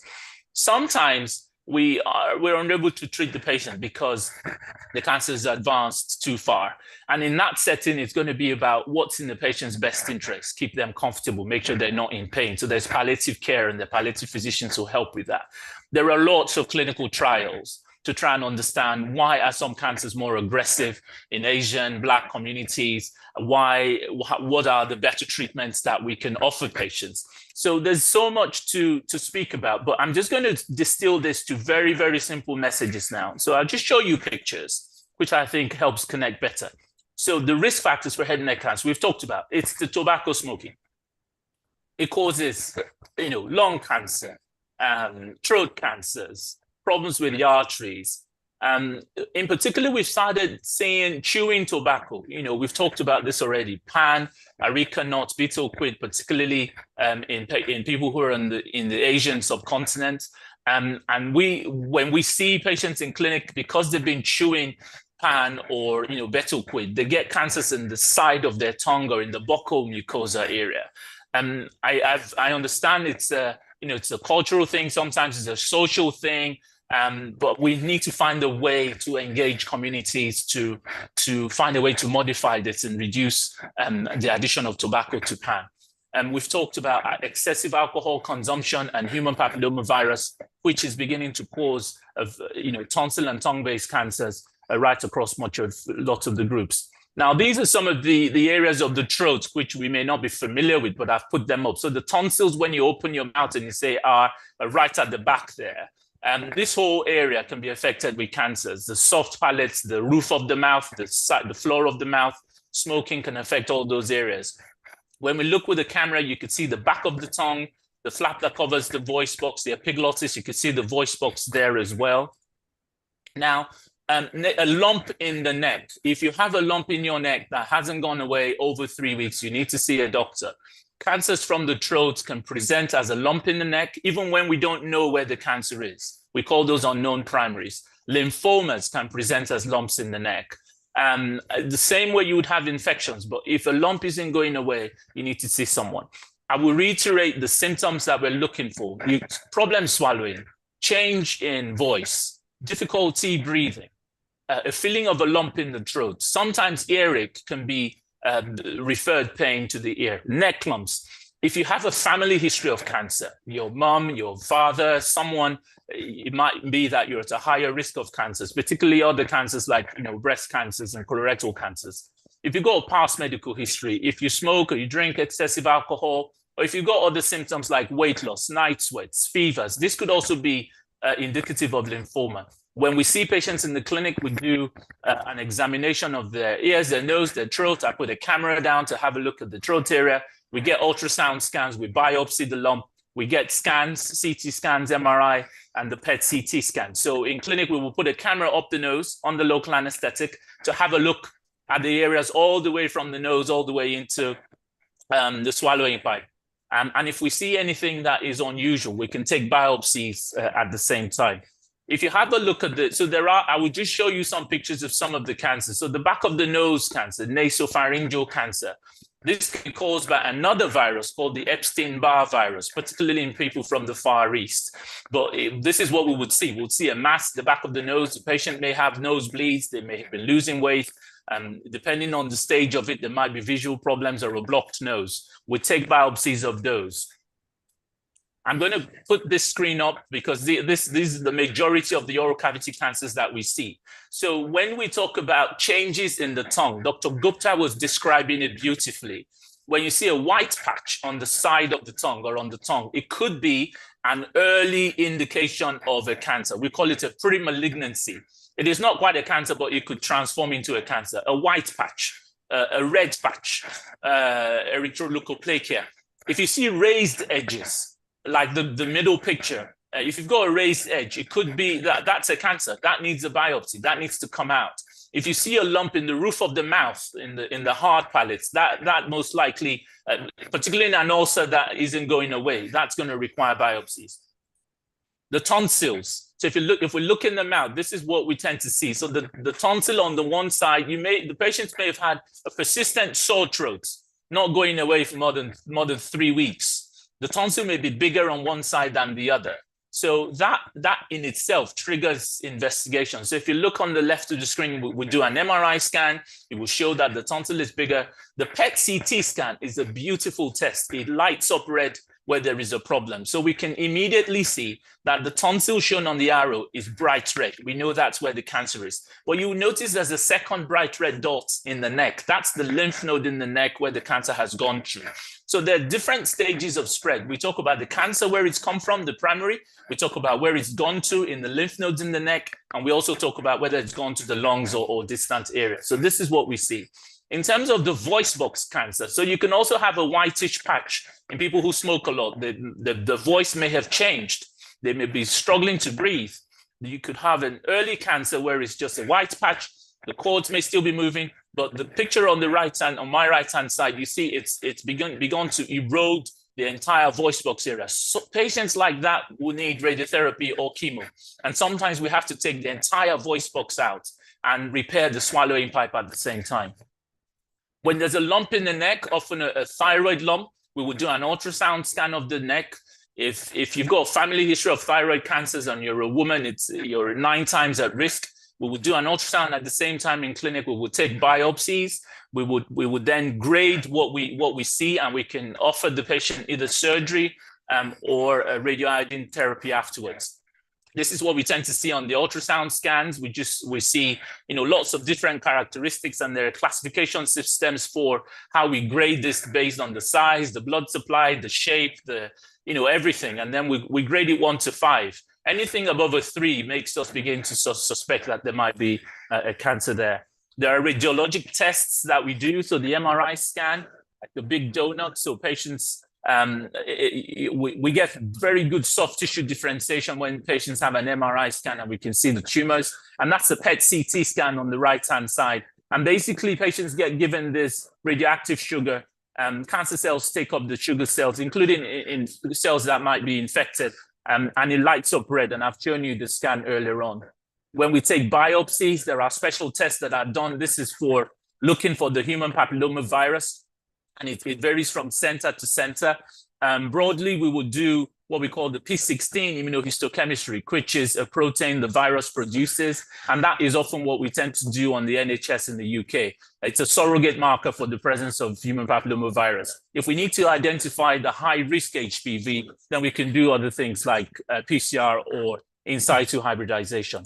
I will now go on to treatments for head and neck cancers, and as I said, it can be radiotherapy, it could be chemotherapy, it could be a combination of both, it could be surgery and radiotherapy, or sometimes it's immunotherapy, and very rarely, it has to be palliative care. For thyroid cancers, we do an ultrasound, we do a biopsy. If there is any suspicious lump, we can take half the thyroid gland out and go back and get the remaining thyroid gland if it's cancer, and the patients may have radioiodine. We tend to try and preserve the nerve to the voice box when we do this with nerve monitoring. If there's a cancer in the nose and the sinuses, you do MRI and it's grayed out one side. That is a sign of cancer. And patients can have radiotherapy as well, but you can see the scan is already invading into the eye, and we might need to remove the eye socket. But we can also do endoscopic sinus surgery, which is a camera up the nose, and we can remove cancers that way. For advanced head and neck cancers of the throat, of the mouth, we can do surgery robotically, which we offer in Leicester. We could do laser surgery, we could do endoscopic surgery, and all of that is certainly available in Leicester. I'm aware that there will be variations in what is possible in your centers, but generally open surgery is possible. Sometimes cancers are advanced and might require a jaw split. We might need to go through the neck. We might need to take half or all the tongue out and reconstruct it with tissue from the arm or from the leg. We might need to remove lymph nodes in the neck at the same time in the neck dissection, and we might need to do lots of various flaps, as we can see. I'll show you a few pictures of what this really does look like in terms of surgery. So this is transoral laser surgery in Leicester. So I look down at a microscope, it's magnified, and I fire this ray to the cancer take it, and the patient do well. We also do endoscopic surgery. So you could put a camera, a 0-degree camera or 30-degree camera through the mouth, and you could cut out the cancer with a hot knife. And endoscopic surgery is also possible. And this is transoral robotic surgery, which is like a giant PlayStation, basically. It magnifies the view that you see of the cancer, but it is not so much of the cancer, but it allows you to take a good margin. It allows you to clear the cancer completely, and that impacts on the patient's survival. If we can get the cancer all out, that patient is most likely to survive without a cancer recurrence. So we've started robotic surgery in Leicester, and it's across much of the UK now as well. So thanks to all our head and neck team. But the robot arms go into the mouth. It means that we've got high definition visualization of the surgical field. It is very, very clearly seen, and the patients recover quicker. The important here is that instead of robotic surgery or surgery, the patients get chemoradiation for 6 weeks with their attendant toxicity. If you have 4 hours of surgery, the patient go within 3 to 5 days. So it really is the big difference in terms of the toxicity of radiotherapy, the difficulty swallowing, the tiredness, the ringing noises, the hearing loss, the problems with lack of saliva. So if we've got access to these things, it's quite helpful. And these are lots of different systems available. There's a Da Vinci system. I worked with Prof. Suren Krishnan in Royal Adelaide Hospital. And there's also the med robotics. There are flexible systems. There are lots of systems these days. So the benefits, it's minimally invasive. There's a shorter hospital stay. It's better pain control. Speech outcomes are better. And in terms of avoiding chemoradiation toxicity, for me, that's the big one. Patients recover quicker, and we can clear the cancers. Sometimes we might need to reconstruct the tongue or the neck. We take blood. We take a strip of tissue from the wrist area or from the thighs. We join the blood vessels together. We've got Mr. Manish Mayer in Leicester and Phil Amirali and our colleagues who do this. And it just means that we can improve the quality of life for our patients. And this is what the sort of flaps would look like in the mouth. We've taken the cancer out from the buccal area and in the tongue area. We've taken a bit of tissue and we've reconstructed it. And you can see the D picture is what the final outcome is. So that gives patients a really good outcome. In terms of chemoradiotherapy, patients get given drugs through their veins, cisplatin often, or cetuximab. Sometimes they get a CT scan done. They have a mask. It's given over 6 weeks. It protects critical structures. But like I said, there are side effects that patients tend to have: a dry mouth, a sore throat, difficulty swallowing. So if that can be avoided, it's a great thing. Radiotherapy has moved on. This is like precision surgery as well. So you give the highest doses of radiotherapy to the area where the cancer is in the middle. And as you come out, you begin to give less and less doses of radiotherapy to protect the spinal cord and the brain and all the critical structures. And, this is really done well by our oncologists. And finally, I'm going to say, it takes a village. It takes a whole team of people to look after cancer patients. It is incredibly hard on the patient and their families. We have Macmillan specialist nurses who work that journey with the patients from the moment we tell them they have a cancer diagnosis throughout the treatment. the oncologists, our wonderful nurses on Kinmont ward, the tracheostomy nurses, dietitians, speech therapy, everybody. It's a big work to look after cancer patients. I really want to thank all our teams. So in summary, there's an increasing incidence of cancers of the tongue, the tonsil, the back of tongue. Human papillomavirus is a strong prognostic factor. So patients who have HPV-driven cancers tend to do better, whether to surgery or chemoradiation. Smoking, alcohol consumption are the main risk factors along with HPV. The symptoms will depend on the site and size of the tumor. And I cannot stress enough, early diagnosis is key. So if you've got any of the symptoms lasting more than 3 weeks, please go see your GP. And then you can have a combination of either surgery, chemo, radiotherapy, and sometimes when there's recurrence immunotherapy. It's all about early diagnosis, prompt management, the ongoing clinical trials to try and find better treatments for patients. And I just really want to say thank you for your attention. Thank you. Thank you very much. That was really wonderful.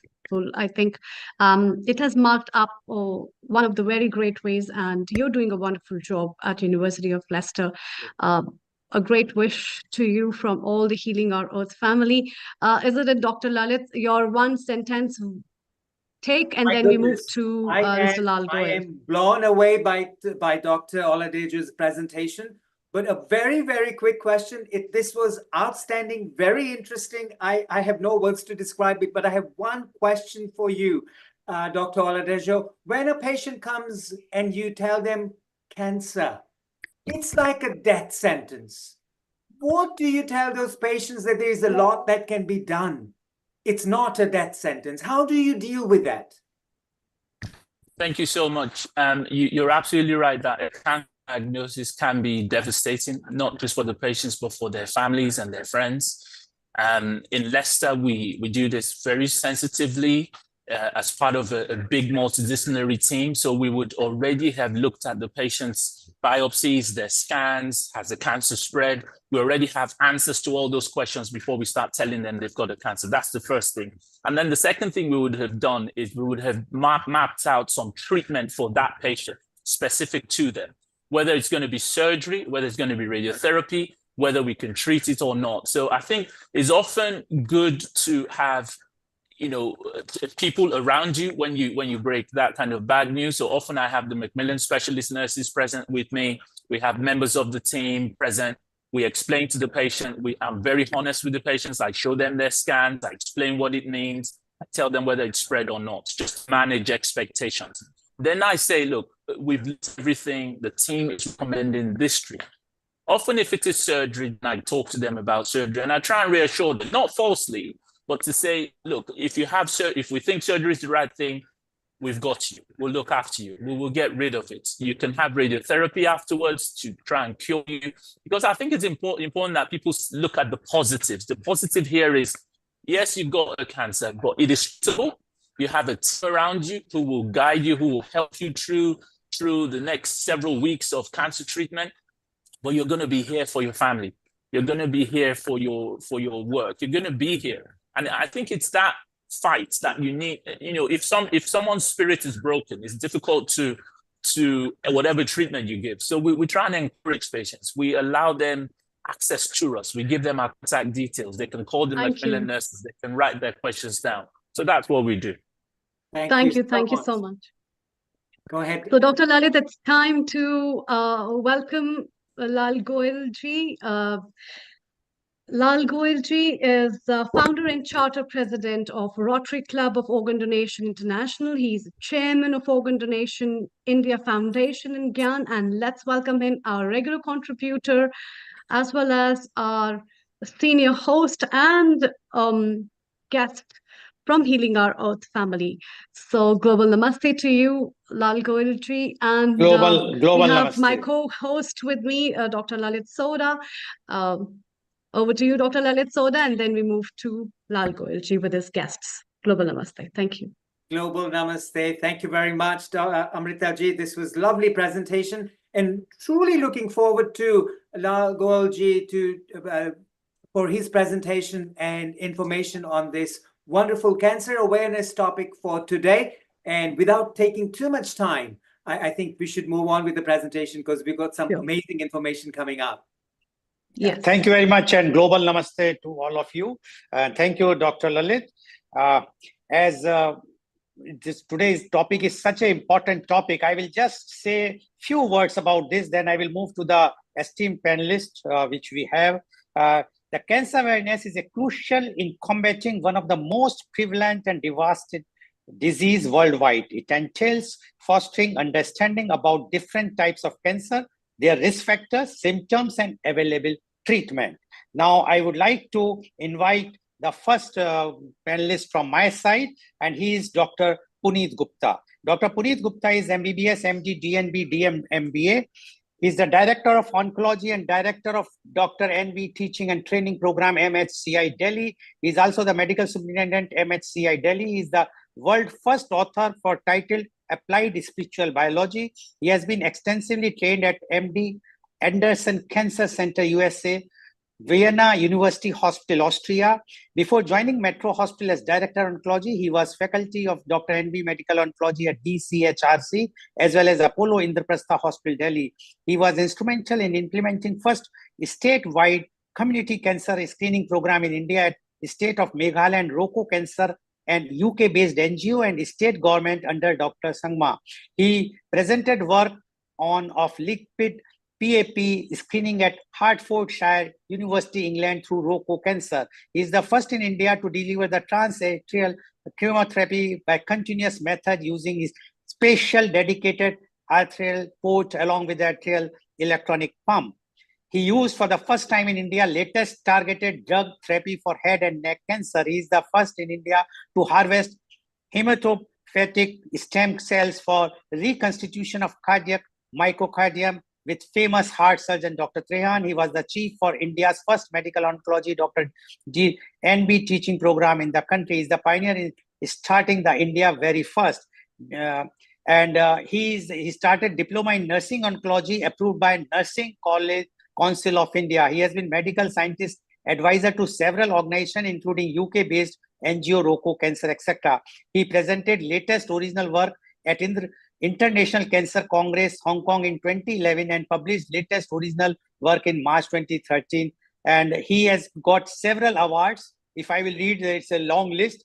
Time is short, so I would, instead of mentioning, but he received so many national and international awards. So I would invite and present Dr. Puneet Gupta for his views on cancer awareness. Dr. Puneet Gupta, please. Namaskar and thank you very much. And it's a pleasure to share this platform with all of you. I'll start with sharing my presentation. So kindly allow me to share the screen.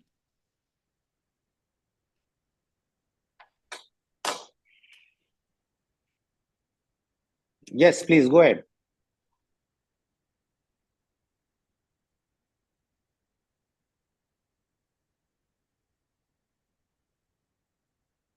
I will now share my screen. Yes.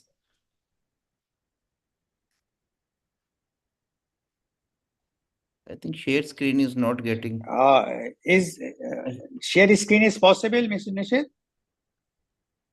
Yes, you are a co-host. You've been made a co-host, Dr. Puneet. Go to the green button at the bottom and share screen. So Lalji, while he's sorting that out, it's wonderful to have all these eminent guests here today. We shared from Midlands and Nigeria, and we are now going to India as well. Dr. Puneet, if you look at the bottom, there is a green button called Share Screen. If you click on it, and then go ahead and share your screen that you want to. You have been made a co-host at start. That's why you were able to unmute. Maybe if you can try to organize it, Lalva, we can go to our next guest while he sorts that out. Okay, Dr. Puneet, if you are taking time, I am moving to the next guest. Is it okay with you, or you are going to give? Please unmute yourself, Dr. Puneet. Dr. Puneet, please unmute. I prompted him. He will unmute now. Yeah. So Dr. Puneet, if you look at the bottom, there is a green button called Share Screen. Press that and you will see what you want to present, select, and then share screen. I think. Okay, you can do it. You can keep it ready. Yeah. We move on to the next guest. We are definitely Okay. having you because you are very senior.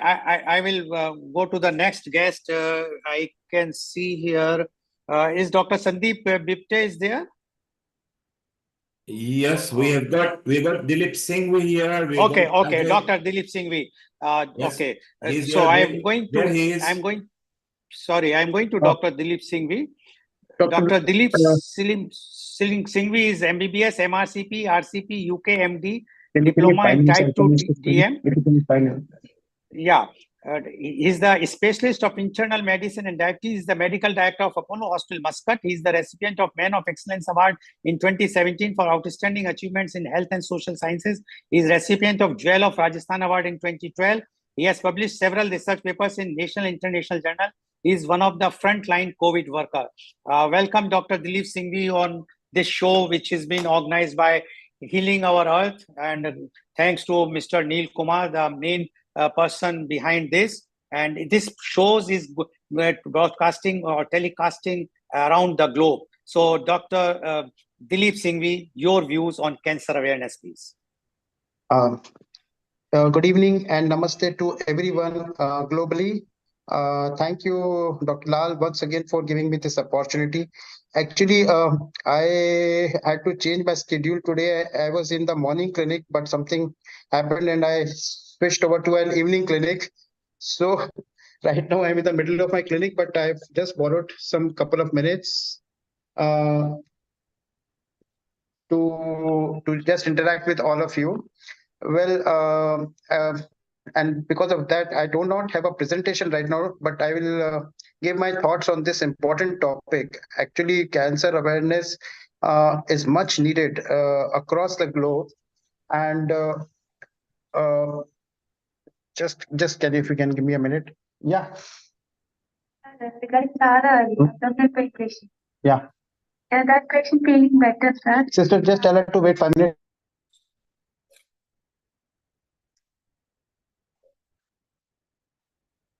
You are muted. Please unmute. Yeah.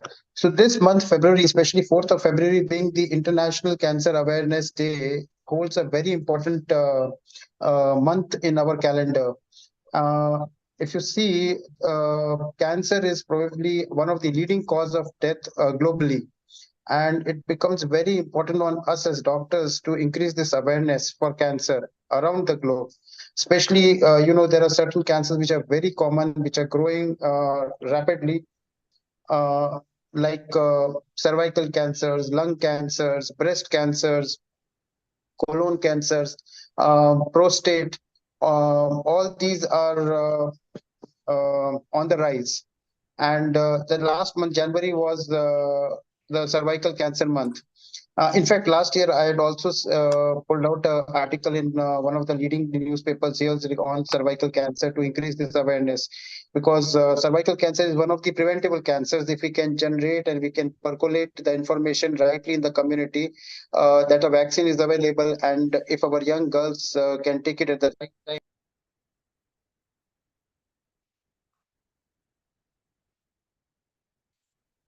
I think some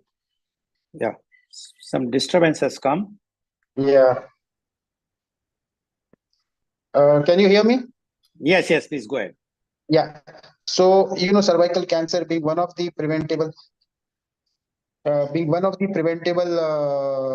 cancers, and if our daughters are vaccinated in time, this is one of the important tool which can help us prevent and control cervical cancer. Similarly, for breast cancer, see, there is a lot of awareness being generated, but a lot of work has to be done. We have to educate our female patients, especially those who have high risk factors, who have strong family history, for getting regular screenings, getting awareness from whichever way, to remain in touch with their doctors.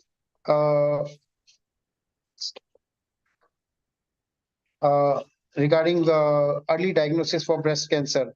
Lot of treatment options are available now for breast cancer surgeries also, and if we can detect them early and in time, lot of morbidity and mortality can be avoided. The risk factors, like tobacco, alcohol, they are very big risk factors. Cigarette smoking for lung cancers. So that also needs a lot of education and information in the society. Although, yes, I mean, just to say, since I'm in Muscat in Oman, last year only the WHO has awarded Oman government for increasing the size of the warning on the cigarette packet. The percentage of size has been increased, and the warning has become more bigger on the each and every cigarette packet. Informing the patient that this is injurious to health and it can cause cancer. In fact, today, you won't believe, I had a patient just now, a couple of hours back, who has been smoking for last 50 years. He's come with me with acute and chronic bronchitis. And I asked him, now you can stop. He said, what can I do? I've been smoking for 50 years. And when I started, there was no warning on that packet. I said, for now, last 30 years, there is a warning. So he promised me that this Ramadan, he will try and stop it completely. So, this kind of personal experience, if a doctor can have with his patients and he can advise to quit smoking, it will go a long way in, controlling lung cancers and tobacco use, which can be very helpful in preventing oral cancers. Similarly, the other risk factors like, obesity, physical inactivity, heavy alcohol consumption, all these are big risk factors. So from our medical fraternity point of view, doctor's point of view, we've got a very big role to achieve in the society, to educate and the masses, the society, and bring awareness regarding this cancer, different type of cancers. That's it.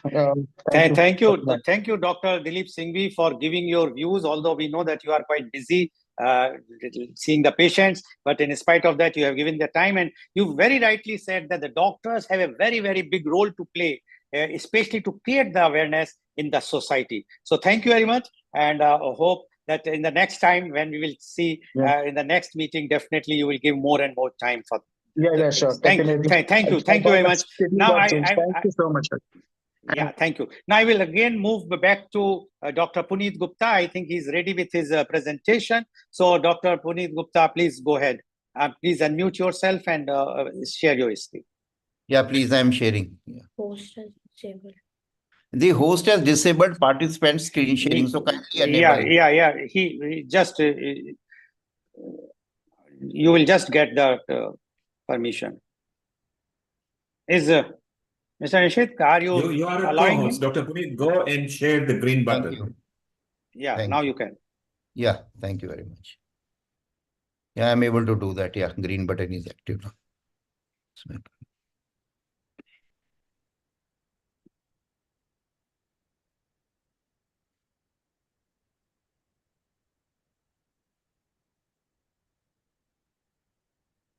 Yeah, thank you, Dr. Lal, for a nice introduction. And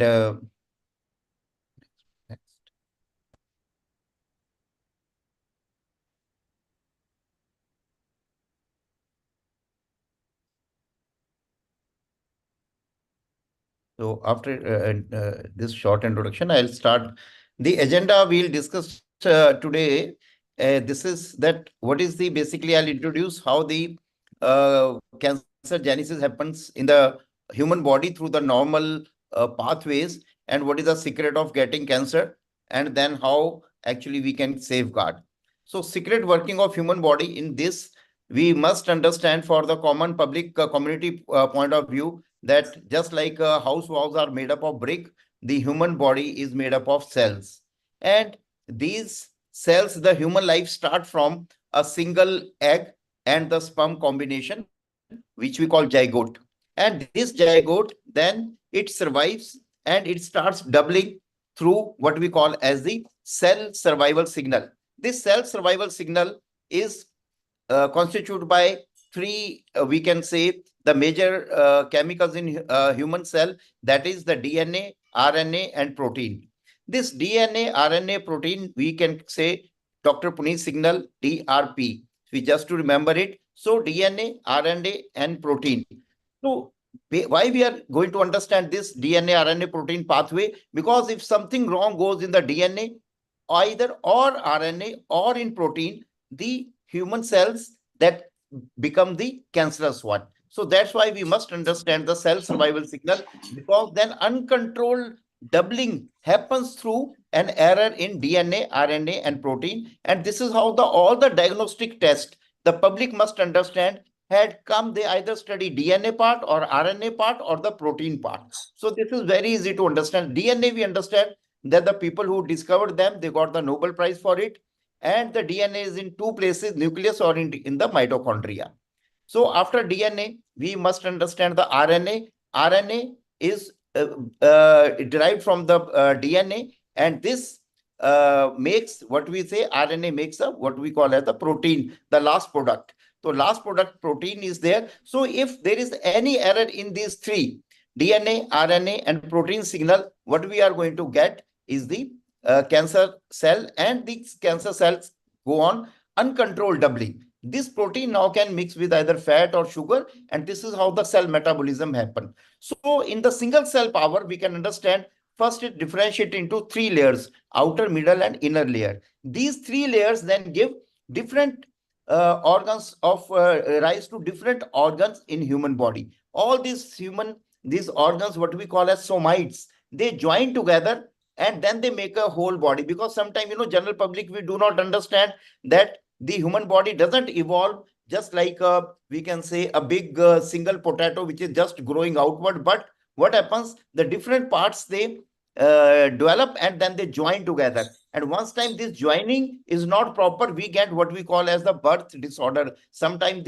we know that our gut can be blocked in this anal canal. There may be severe constipation because there is some error in the what we say embryogenesis. So this is how we must understand various human parts in the human body. There are around these three layers then turn into 30 trillion cells. These 30 trillion cells now will give rise to a complete adult. So this is how we get an adult human body from a single cell zygote to 30 trillion cells through the doubling. Now, what is the secret of getting cancer in this? As we know, this signal, the abnormality in DNA, RNA, and protein signal, this DNA contains about 30,000 genes. These 30,000 genes, out of these 30,000 genes, we understand that there are around 1,000 cancer genes and what we call as the ABC genes. ABC means either they are cancer accelerator genes or they are cancer brake genes, or what we call them as the cancer suppressor genes. So this is how C means cancer. So accelerator, brake genes, and these two types of genes, they give ABC model of a car we can understand. And this is how we can understand the error in this DNA, RNA, and protein. How and what are the chemicals that gives the they damage the DNA, RNA, and protein? We can simply remember by BJP. BJP here is not the Bharatiya Janata Dal, but BJP stand for the biological agents, the junk chemicals, and the physical agent. These three things, they affect the another three, that is the DNA, RNA, and protein. And this is how the human cell will turn into the cancer cell. The biological agents will start from BJP, the B part of it, the viruses, bacteria, parasite, or mold, yeast, or fungus. As very well has been delineated in the presentation, he has very nicely told how the head and neck cancer, the viruses are responsible. In cervix cancer, viruses are responsible. In bacteria can be responsible for gastric cancer, and these how the parasites can cause urinary bladder cancer and other cancers.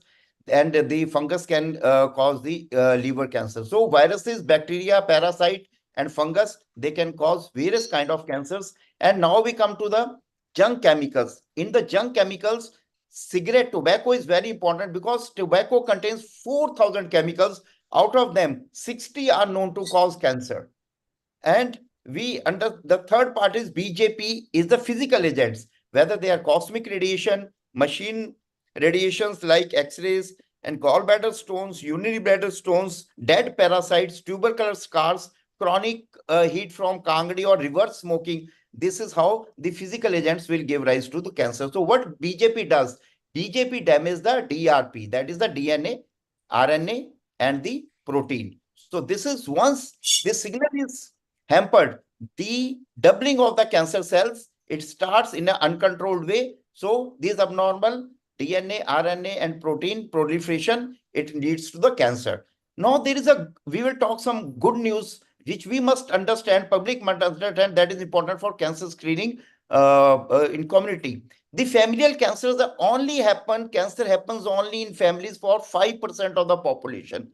So we must understand, when I do camping, I had done a state program for whole of the state of Meghalaya. So every people used to say, sir, why we require the health checkup? Because in our family, there is no cancer.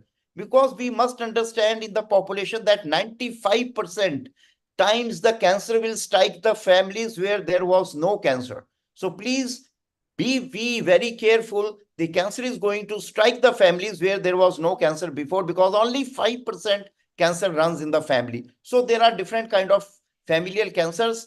These make the 5% of the population. And this is how the other families, we must understand that they run the risk. 95% times it will not be running in the families. So now coming to the next public awareness thing I like to talk. There is a very good thing in cancer, that is what we call as pre-cancer. What is happened at this pre-cancer is the cancer does not develop in one single night or in one single day. So what is important to understand, cancer take almost 5 years to develop. And this is a very good breathing time for us, where we doctors, the community, the educators, the counselors, the NGOs, the government and the state government, central government, we all can work together as a team. So where we can check the cancer in the pre-cancer stage, which we technically call stage 0. And as we know that the 3 layers which we have given, that they give rise to different organs, and at these the cancer especially it happens at the junction of the embryological layers. We understand in the mucosa, in the cancer cervix, where the 2 kind of different mucosa they meet, the virus very likely get attached here, HPV virus, and this is the site where what we call as transformation zone, the junctional zone, where the cancer is going to happen. So this is very important in understanding the cancer cervix.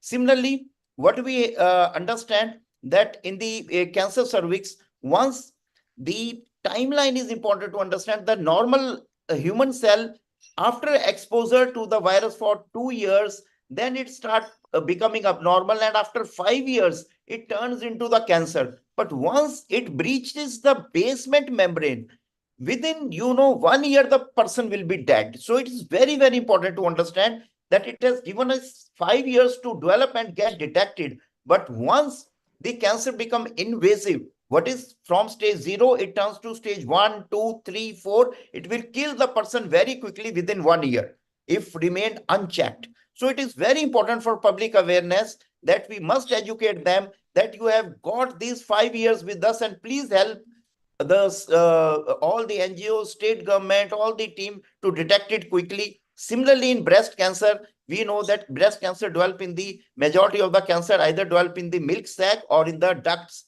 So these ducts also, cancer become invasive after 5 years. So this is very important, what we call the history, to understand that the cancer develops at almost 5 years and then it becomes the frank cancer. Similarly, at the junction of the lip, these cancers, they happen.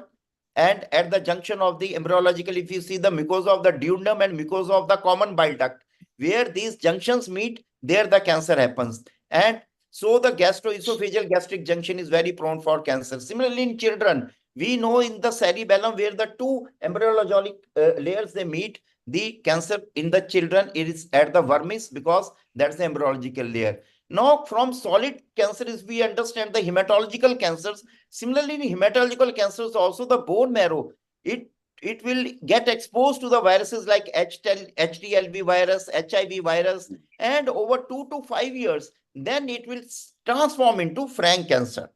So this is how it is very important to understand. Then it can develop into slow growing type of the leukemias or the fast growing type of leukemia. So till there is no breaking of the basement membrane, what we call as the pre-cancer. And once there is a breaking of the basement membrane, then it becomes the frank cancer.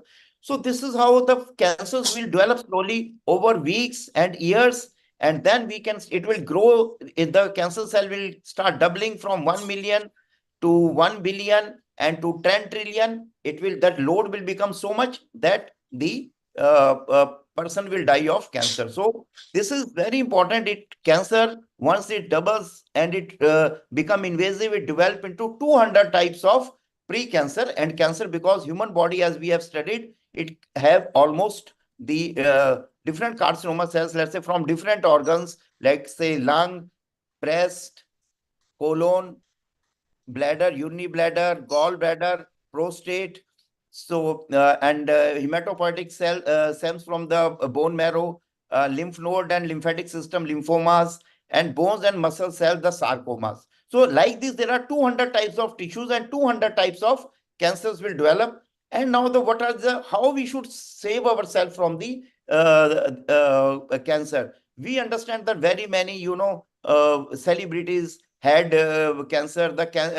The Patrick Swayze, he is best known for his role in Dirty Dancing. He had pancreatic cancer. And the Roy Disney, then our Indian actor, Mr. Feroz Khan, our Indian Prime Minister Chandrasekhar, he had myeloma. And then Nutan, the actress, and Mrs. Nargis, she was diagnosed with pancreatic cancer. And Rajeshwari Appan, mother of Shri Devi, she also had cancer. So what is important is now we have to understand as a public how we should save ourselves from the cancer safe lifestyle and the cancer prone lifestyle. So first I will just give you the example of a person. If we have what we can say cancer friendly lifestyle, if there is somebody smokes 20 cigarettes daily, friend and father are heavy smokers, they are smoking together in a single room, excessive alcohol, more than 120 ml of whiskey daily, don't prefer fruits and vegetable in diet, tobacco, they use betel nut, they use and they keep that tobacco during the night time in the mouth, they do not brush or floss the teeth before sleeping, and they don't care for the sharp tooth cutting because of the mouth. And there are multiple vitamin deficiency because of erratic diet. They don't consume good diet, but do heavy drinking and smoking, and lives by radiation terrain. They are obese. There is no control of, the diabetes or obesity. And they use smoked fish, chicken as the principal diet. If you use more of the animal meat, then again you become more prone for cancer. And there are uncontrolled hypertension, diabetes, coronary artery disease, and they don't believe in exercise. No health club they have joined, and there is no health insurance, and they do not have regular health checkups. Whereas, so these are all which I have discussed. Let's say use of excessive use of tobacco, alcohol, meat, and no personal hygiene, no regular exercise, no health checkups. Now, contrary to this, if we have cancer safe lifestyle, what is the cancer safe lifestyle? The one person that he or she doesn't use tobacco at all, they do not use betel nut at all, they do drinking, one only do social drinking, what I call as a red wine consumption, only 60 ml daily. Person keeps good oral and personal hygiene. They consume at least one fruit after breakfast, one after lunch, and one after dinner. So this is very important. Fruit intake with each and every meal is an important safety factor. And they use at least 2 vegetables serving a day. And the person does not use any smoked meat or reuse cooking oil, and do regular dental flossing or brushing at bedtime. Use for sun safety, they use full sleeves and they avoid the noon sun. Then we have small and frequent snacks, no uncontrolled hypertension, diabetes, or obesity. Because this leads to, there is a control in BP and the weight, fasting blood sugar, and the lipid control is there. They quickly seek medical opinion for any health problem. They avoid the presumptive therapies. They perform regular exercise, keep health checkups, dates, and have a good health insurance so that they can go for any, early checkups. So very important is that please do not use tobacco in any form. And if you are using tobacco, use the nicotine chewing gum for de-addiction and join a de-addiction protocol. Similarly, in alcohol, prefer red wine. And if you are the heavy drinker, then go for a what we say, de-addiction program. Then good personal hygiene. Keeping good personal hygiene is very important for mouth and personal private parts. Then use of diets which are fruits and vegetables which are rich in fiber. Let's say apple, grapes, and these and colored vegetables which contain vitamin A, vitamin C, vitamin E. Let's say red wine has resveratrol. So that red wine, the resveratrol part, saves us from the cancer part. Now, no reused and cooking oil, small and frequenting meals, and control the BP and lipids under control, flossing of the teeth at the bedtime, and then what we say, the sun safety, saving ourselves from the radiation, and regular exercises, and then having regular health checkup and good insurance, so that we can really take all the precautions. And if there is a change in bladder and bowel habit, what we say, cautions. If there is any sore that is not healing for at least more than 6 weeks, unusual bleeding or discharge, then indigestion or difficulty in swallowing, nagging cough or hoarseness, and significant weight loss. So all these things should let the community people go and seek the help. Then there are different organ-based programs, and I think we have for breast, we have for prostate, we have for head and neck cancer, and this is how we can go for different health checkups. Basic for this health checkup is we detect the cancer in pre-cancer stage. I am not talking of cancer. For community awareness, what I want to highlight in my talk is the stage 0. We should strike and get cancer detected at what we call, use the mammography screening or the physical examination, and we also do what we call as the doctor examination, and in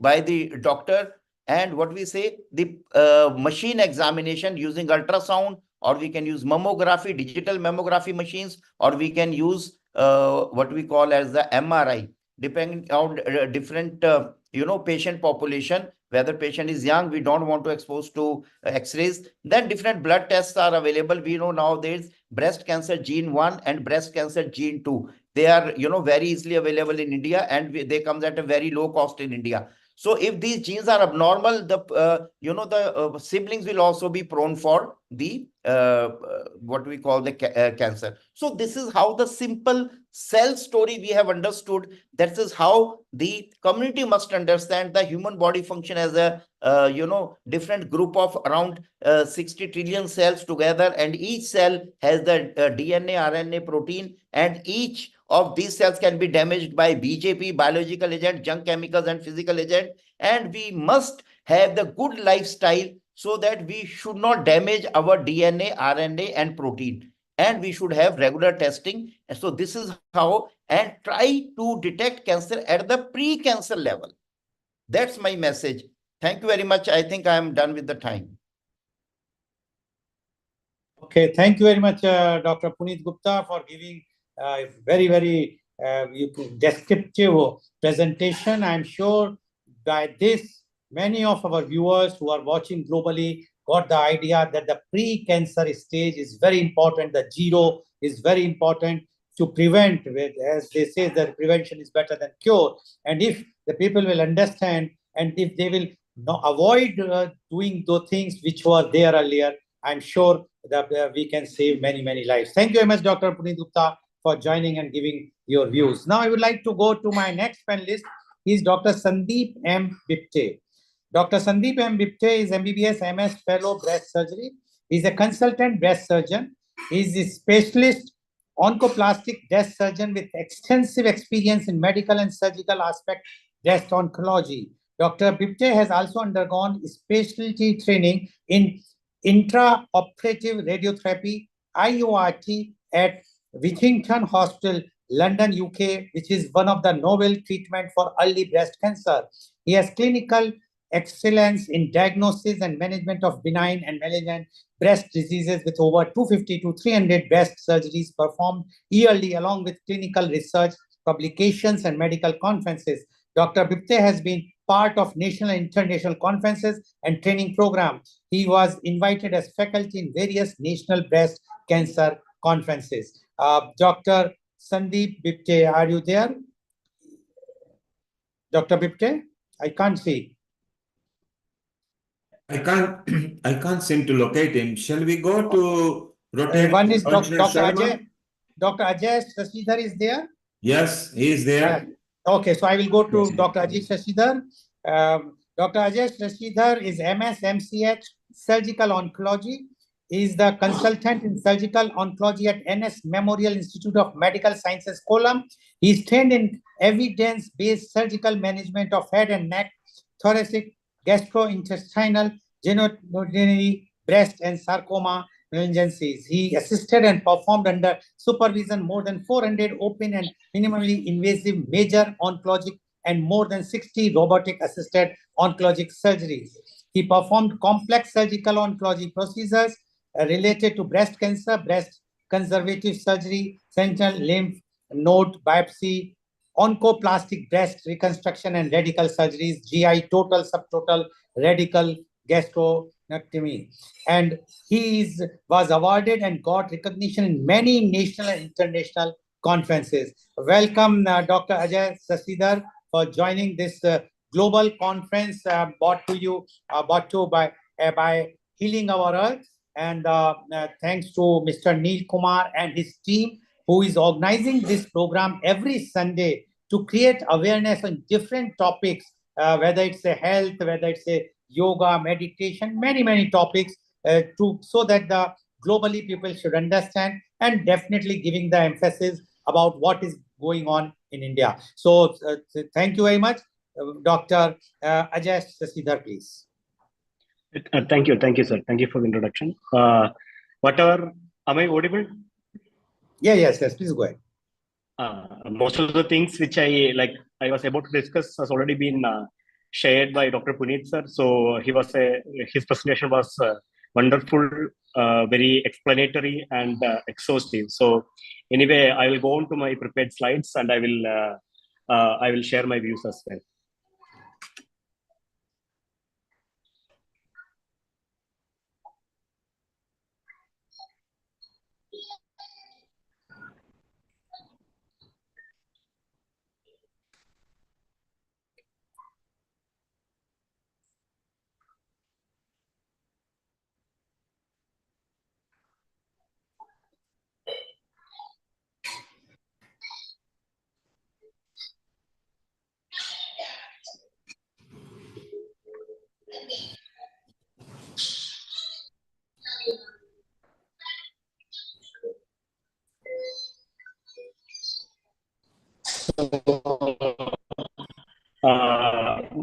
The topic which I want to discuss is about the risk factors of cancer and how to prevent them. So, as Dr. Puneet has already discussed, cancer, although we tend to think of it as a single disease, it's a large group of disease, and which can start in almost any organ. Is the tissue, the cells belonging to the organ grows uncontrollably. They go beyond their usual boundaries and they try and invade the adjoining parts of body, or they spread to different organs. And we know that the cell proliferation and repair, that is a part of our normal living. The repair and regeneration also requires cell division. But cell division in those scenarios have a definite endpoint. It stops as soon as it reaches its goal. But in case of cancer, the cell proliferate uncontrollably and they fail to differentiate into the terminal stage, or they fail to perform their functions, but only grows exponentially. So the neoplasms could be like two general types. The cancer which we normally discuss are the malignant neoplasms. Malignant neoplasms are synonymous with cancer. The cells which causes malignant neoplasms can invade and metastasize to other organs very rapidly. So there can be different types of cancers which arise at different organs. It could arise from thyroid, it can arise from breast, ovary, cervical cancer, pancreatic or colorectal cancer in females. Again, males, oropharyngeal cancers, laryngeal, stomach. Like in any organ where all organs are made of cells. So in any organs, the different types of cell can lead to different types of cancers. So these types are breast, uterine, cervical, ovarian, or there are even the malignancies which involve the blood producing cells are called leukemia or lymphomas. So these are different types of cancers that are there. And why cancer is important? As we know, cancer is a non-communicable disease, and the proportion of non-communicable diseases causing death is increasing by decade. So, like more than 80% of the deaths are presently caused by non-communicable diseases, which include cancer. And cancer is presently the second leading cause of death globally. And it is estimated that more than 10 million deaths are occurred in 2018. And globally, 1 in 6 deaths occurs due to cancer. And this is a chart showing the major causes of mortality during the years. So as we can see, the cancer graph is rising and it's set to rise in the coming decade as well. So 1 out of 6 deaths occurs due to cancer. And the most common cancers which occur in males include lung, colorectal cancer, stomach, liver cancers, etc. And females include lung, breast cancer, colorectal cancer, prostate cancer, stomach cancer. And in Asia also, again, in female, breast cancer is the most common cancer, while in males, lung cancer is the most commonest one. And in India, in males, the most commonest one is the oropharyngeal cancer. So females the most common cancers involving females are breast cancer, colorectal cancer, lung, cervix or thyroid, and uterus. And males, most common types are lung, prostate, or colorectal. And the problem with India are because of lack of awareness, the patient present usually at advanced stages. So these kind of presentation at OPDs are often seen in many different types of cancers. And what causes cancer? Cancer is a genetic disease. Cancer is caused by mutation in the DNA. And the DNA mutations are caused by carcinogens. Carcinogens are any substance which can cause or promote cancer. They could be, like Dr. Puneet has already mentioned, physical, chemical, or biological or environmental factors. So what makes the cancer cell different?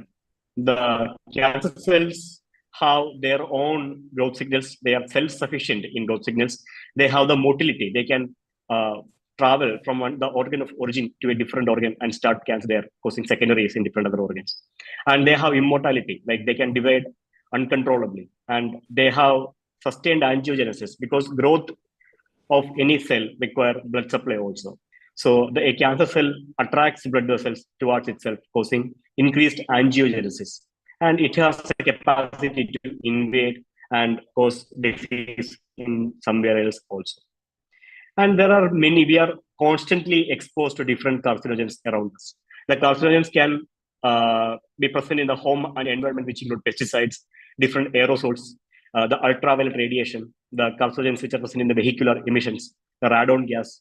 And again, in foods, it can be preservatives and even highly sweetened or the processed sugars in juices, etc., can become a carcinogen. And dietary fat, because it can cause obesity, which again can cause different types of cancers. Highly spicy food and certain fermented foods can also cause cancer. And lifestyle causes of carcinogens include tobacco chewing, different tattooing, tar from smoking, etc. And then some people are occupationally exposed to carcinogens from their work. They may be working in the paint and dye industry, or technicians which are working with the gamma radiation, asbestos, etc. And there are many viruses which can cause cancers, which include herpes virus, HPV, hepatitis B and C virus, and H. pylori, which is a bacteria. And there are different types of carcinogens which are grouped by IARC, International Agency for Research on Cancer, into different groups. The group 1 carcinogen, which are definitely known to cause cancer, include smoking, exposure to solar radiation, alcohol, as well as processed meats. And the group which probably carcinogenic to human include emission from high temperature exhaust, deep frying, some steroids, and exposure to working in hairdressing and red meat. These are probably human carcinogenic. And there are different carcinogens in the environment are grouped into different categories according to the risk of causing cancer. So the major cancer causes include tobacco, alcohol use, physical inactivity, dietary factors, infection, environmental pollution, occupational carcinogens, and radiation. And tobacco is the most important risk factor for cancer, and it is responsible for approximately 22% of cancer deaths. And tobacco is consumed in different ways. It can be smoked or it can be smokeless tobacco. Smoked tobacco include cigarettes, cigars, pipe smoking, etc. Where smokeless tobacco include chewing tobacco, snuff, etc. And smokeless tobacco comes in different forms. Any form of tobacco can cause cancer. It can be zarda, gutka, tambak. So many different variations of tobacco are available throughout India. And tobacco, it is the single most important cause of preventable death in the world. And it can cause disease because of the smoke. Even our close relatives which are exposed to secondhand smoking, like female or children, can develop every year, and more than tuberculosis, HIV, AIDS, and malaria combined. And stopping tobacco is the most important thing in preventing cancer. And tobacco can cause lung cancer, kidney, liver, and lung and colorectal cancer also. And next important thing is the alcohol. Alcohol can cause 7 different types of cancers, including mouth and upper throat, larynx, esophagus, breast cancer in women, liver, and bowel cancers. Why alcohol causes cancer? There is a mechanism of detoxifying alcohol in our body. It involves 2 different enzymes. Alcohol dehydrogenase degrades alcohol into formaldehyde. Formaldehyde is a known carcinogen. And formaldehyde is detoxified by aldehyde dehydrogenase. Formaldehyde as well as acetaldehyde, both can cause different types of cancers. So the rate of activity of this enzyme are different in different individuals. Which case, in some individual, if the aldehyde dehydrogenase enzyme is acting at a lower rate, it can cause accumulation of acetaldehyde. It can cause, again, mutation in DNA and can cause cancer. Obesity and reduced physical activity, they are implicated in cancers of esophagus, colorectal, breast, endometrium, and kidney. And dietary factors, which include the reduced consumption of fruits and vegetables, and increased consumption of fast foods and refined sugars and red meat. These can, again, cause cancer. Infections like, again, about 15% of all cancers are attributed to infections like HPV, hepatitis B and C, and Epstein-Barr virus, etc. And occupational radiation, occupational exposure to asbestos can cause mesothelioma. Radiation exposure during occupation can lead to disease of the thyroid, breast, skin, and blood cancers. Again, environmental pollution, indoor and outdoor pollutions are there, which can cause lung cancer or liver cancer because of the pesticides and aflatoxin in our diet. And the most important thing is the 30 to 50% of all cancers are preventable. 50% of the cancers are inevitable, but up to 50% of the cancers are preventable. How to prevent cancer? The preventive strategies include, first and foremost, is to stop tobacco in any form, and include fresh and seasonal fruits and vegetables in the diet. And salt consumption has to be reduced to less than 5 grams a day, and avoid foods which are salt preserved, smoked, or cooked in reheated oil. And everybody should practice and exercise at least 5 times a week, moderate intensity exercise. Avoid red meat. Red meat include lamb, beef, or pork. And maintain the ideal body weight with a proper combination of diet and exercise. The ideal body weight is where the BMI is less than 25. Adequate personal hygiene should be maintained.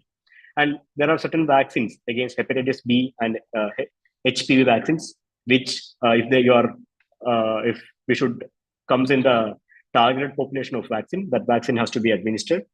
Report early signs and suspected signs should be reported early to the doctor. And proper protection in occupational settings is important. And there are in very high risk individuals, there are certain risk reducing surgeries also. And what are the most common presentation of most common types of cancer? The most common type of or lump in the breast. Again, a patient presents to the clinician when the swelling is about 3 centimeters in size. But by adopting the screening strategies, we can detect the lumps which are less than 1 centimeter in size. And a trained doctor or a trained healthcare worker can detect a lump which is about 1 centimeter in size. So the initial presentation of a breast cancer is like a swelling or a lump in the breast. And for the cervical cancer, it presents as an abnormal vaginal bleeding or vaginal discharge. For uterine cancer or the endometrial cancer presents with especially with the post-menopausal bleeding. Ovarian cancer, the symptoms are satiety, etc. In oral cavity cancer, presentation is usually as an ulcer or an ulcer-proliferative growth in the mouth. Lung cancer usually presents with a cough, usually presents at the later stages because when the symptoms develop, it usually indicates an advanced disease. Prostate cancer may present with difficulty in passing urine or passing urine many times at night. Esophageal cancer may present as difficulty in swallowing. Stomach cancer may present as loss of weight, loss of appetite, or fatigue. Colorectal cancer may present with blood in stools, change in bowel habits. Pancreatic cancer may be presenting with jaundice. Thyroid cancer may present as swelling in front of the neck. And the majority of cancers are curable if detected in early stage. The treatment of cancer involves surgery, chemotherapy, and radiation, depending upon the stage. And there is definite role of screening, like Dr. Puneet has mentioned. The role of screening in female cancer, like breast cancer and cervical cancer, is already well established. And there are selected cancers like buccal mucosa, oral cavity cancers, and in main colorectal cancer, and in a heavy smoker, lung cancer. There are different role of cancer screening in this kind of population. Again, I'm not going to the details. For the breast cancer, again, mammography is the most commonly recommended one. And any woman above the age of 45 should undergo yearly mammographic examination. And cervical cancer screening is done by conventional pap smear or a liquid-based cytology preparation. Again, liquid-based cytology can detect the HPV DNA. Again, it is more sensitive for a cancer screening. Normal method to take the smear is by the Patnikolov smear. The smear is taken like this using the IS spatula. And again, cervical cancer can be screened by visual methods like visual examination or examination under acetic acid, etc. And colon cancer may be done with, it is recommended between the age of 50 to 75. It can be done either by the high sensitivity stool-based technique or by high stool-based DNA techniques, colonoscopy every 10 years, CT coronography every 5 years, sigmoidoscopy every 5 years, or flexible sigmoidoscopy every 10 years, plus fecal immunoglobulin testing every year. Lung cancer, for the patients with history of heavy smoking, at least a 30-pack year smoking history is there, then in those people, screening for lung cancer is also beneficial. And as I already told, the treatment depending upon the stage can include surgery, radiotherapy, or chemotherapy. Surgery is indicated for localized tumor, and radiotherapy is indicated for localized tumor, and chemotherapy for widespread tumors as a systemic treatment, or for preventing metastasis of different organ. The chemotherapy is used. Surgery, for early stages, surgery can completely remove the tumor. It may be done either by the open or a minimally invasive approach. Minimally invasive surgeries is done by endoscopy or robotics. And minimally surgeries have advantages such that they lead to less blood loss, less postoperative pain, and leads to early recovery. So these are the different modalities of treatment of cancer. And we have discussed in detail regarding the etiology of cancer, as well as the brief methods which we can adapt to prevent cancers. Thank you.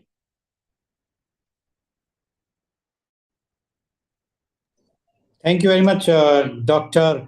HealTHY, for giving your views, and you have given your PPT presentation with complete details about the cancer, how to prevent it, and what is to be avoided and what is to be taken. So please be there. We can have some discussions afterwards. I will just see if Rotarian Archana is there.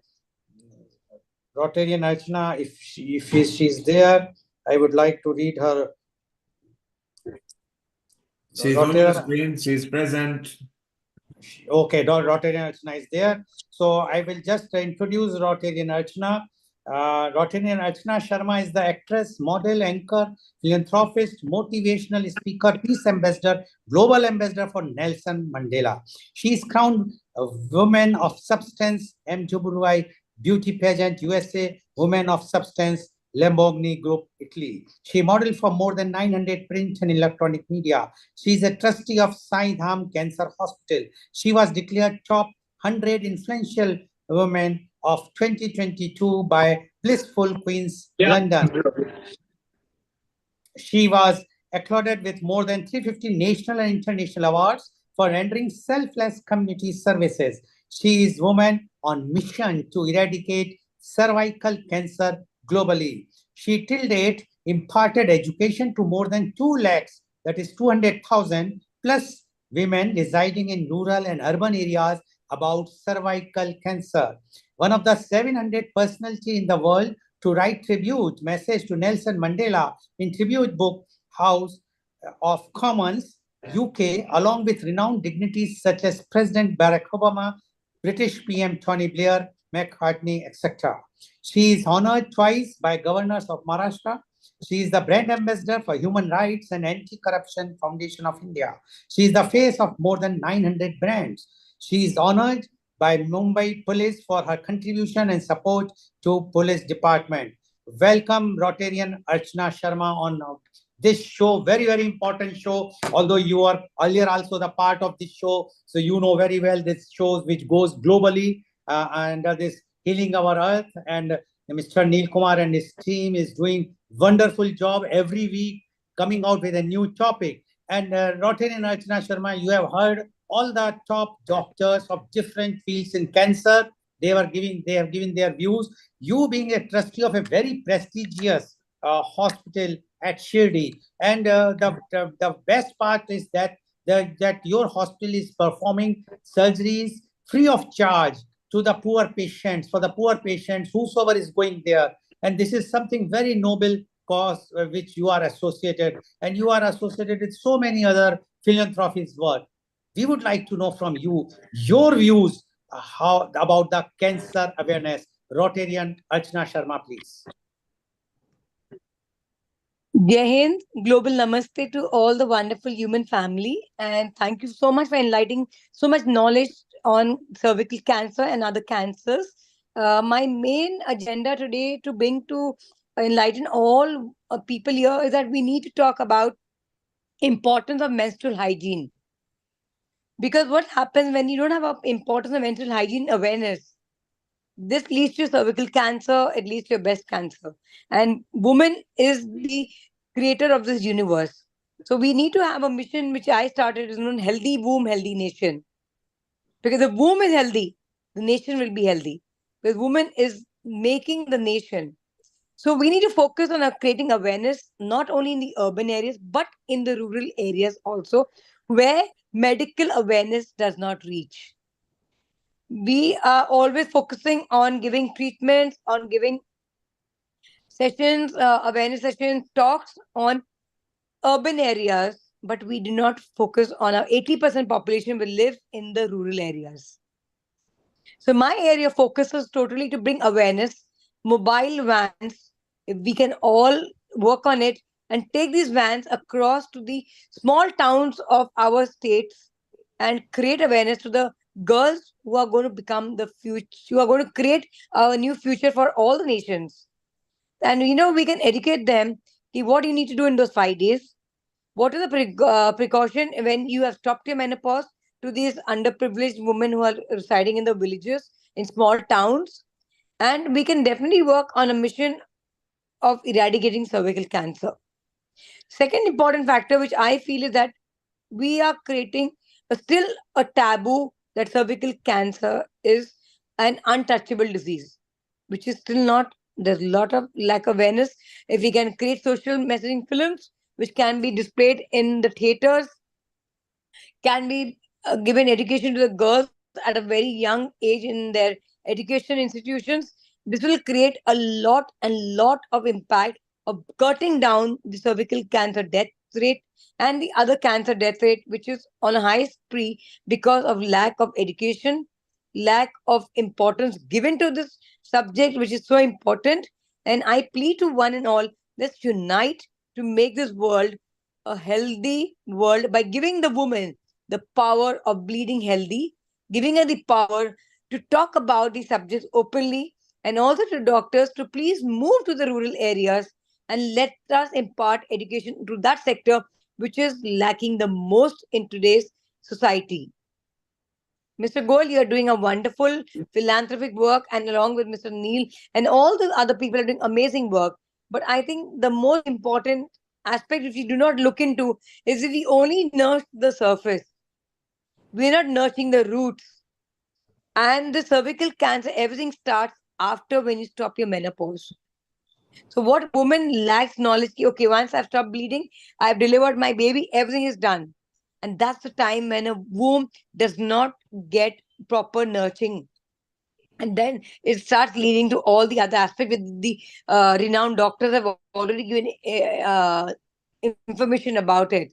So my humble request, Mr. Goel, is that please create awareness on menstrual hygiene at a very young stage where we can all write to the education department. If this subject can be incorporated to the children at the very later stage of their education, like, where in A standard, they get to know what is menstrual hygiene, what is cervical cancer, what are the different types of, preventive measures can be taken. Because what happens in our country, we believe in prevention and cure, but we do not believe in creating awareness and detection. Detection camps are very, very low in this country. Prevention camps are many. Everybody has a preventive camps. But why cannot we not have a detection camp? Let's detect it, prevent it, and then cure it. There are three aspects which can reduce the cervical cancer death rate, the breast cancer death rate, and also we need to understand we are one platform voice for the health ministry to create educational programs and mobile vans. As we have fought polio, we have fought HIV, we have fought tuberculosis, why cannot we not fight against eradicating cervical cancer? So this is my message. Yes, Rotarian Archana Sharma, you have very strongly appealed, and I'm sure this appeal should go a long way. But my only thing is, as you mentioned about the polio was eradicated with the help of an NGO, and that is Rotary Club. Everybody knows Rotary International played a very important role. That's exactly, I'm going to come to my second segment. Yeah, you being a Rotarian yourself, don't you think that NGO can also play very, very strong role, important role, along with the doctors, as Dr. Gupta has mentioned, that the stage 0, if we will pre-cancer stage, if we can detect, as you rightly said, then definitely the cancer deaths can be reduced. What you say about this, So that is what I was coming to, Mr. Goel, to second part of association. Association with the schools, association with the NGOs, association with the government bodies, and association with the ex-health retired officers can create a huge impact of reducing this deadly disease down in urban and rural areas. What is happening is that we are passing the buck on. Okay, if the health ministry doesn't do it, why are we laying back? But it is the Rotarians, it is the NGOs who are like, your Rotary Club and my Rotary Club, who are trying hard to create this message globally. And today, if you realize, Mr. Goel, there's an international Rotary which is seriously taking the subject now on this their priority list. Initially, cervical cancer, breast cancer was not taken on a priority notices. It was okay, fine. TB cancer was taken, lung cancer was taken, blood cancer was taken. But when it came down to the creator of the universe, nobody was serious about it. Even till today, there are very few NGOs who believe that the womb needs to be given its right to be healthy. Because if the womb is not healthy, Mr. Goel, the nation cannot be healthy. And if we're talking about eradicating diseases from this country or from any other country, you have to first nurture the root, that is the womb of the woman. If she gets proper nurturing, as a seed gets a proper nurturing, proper manure, same way the womb gets proper medicines, proper nutrients, proper hygiene, proper cure, definitely we will be building a healthy nation.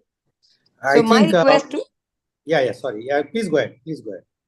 So my request to everybody on this platform is that even if you can dedicate 1 hour in a week within your locality to do a free checkup of your own maids, of your own locality people who are senior citizens, who are single parents, who are working parents, and you can just dedicate 1 hour of your week's schedule, plan it in your clinic, plan it in anywhere in your community hall, plan it in your society halls. If doctors are there in society, each society has a doctor. If these things can incorporate within the society level, within the vicinity, definitely the awareness will be on a larger scale, and NGOs will obviously be a helping hand.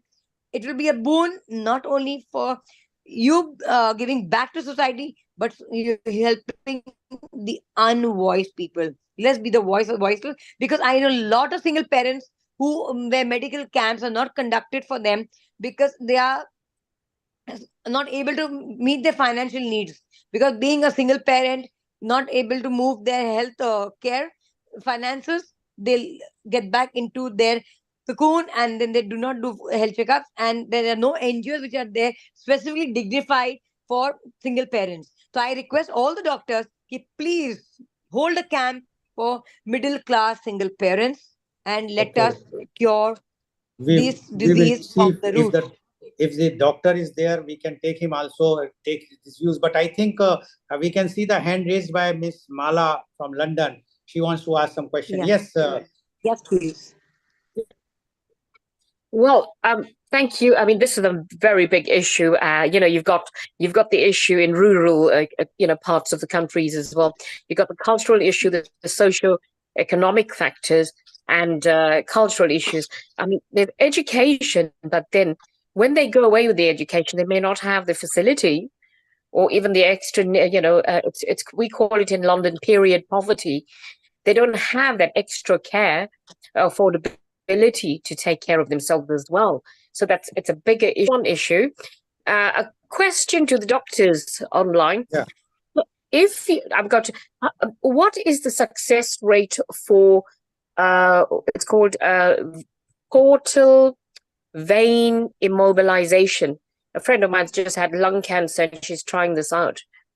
I don't know if you know about it. She's in South Africa and she's having this treatment called portal vein immobilization for lung cancer. Okay, we will just ask Dr. Puneet Gupta, are you there? Please unmute. Dr. Gupta, can you answer this question which Ms. Mala has raised? Please unmute yourself. Please unmute. Please unmute. Yeah, go ahead. Yeah, please. This, embolization we use, basically, embolization is a simple procedure where one goes in a non-open surgery. You do not have to open up the patient. You approach one of the feeder to the cancer, and you try to put either a drug, or otherwise you can simply stop the supply to the tumor by putting on some beads or some granules, and which can be simply made by starch. And if you put some beads, and they can be even radioactive beads, so that if you put radioactive beads, then the treatment is become costly, because it will cost around 13 lakh Indian rupees. Whereas if you just put let's say drug beads, it will cost around some 10 lakh. And if you simply put the starch beads, it will cost only 1 lakh. So then it is a very, very cheap and very economical procedure. So as per the requirement, the protocol, the disease type, so whether you want to give yttrium 90 beads, radiation beads, or you want to give chemotherapy beads, or you simply put the inert beads which doesn't contain any drug or any radiation, then it is very, very economical. Miss Mala, have you got the answer, or you have Yes, thank you. I just got one more question for Doctor, and thank you to all the doctors that gave us showed us how to go and get checked and try for prevention. But say, for instance, you don't have cancer, you don't know if you do have the cells or anything. You're fine. There's no symptoms, and you just want a checkup. I just need to go now. By listening to everything today, I feel like I should take more care of myself. And I don't know if I've got symptoms or any cancer cells. How would you know, or how can you see, or for the experts to see that there is cancer, the signs of it?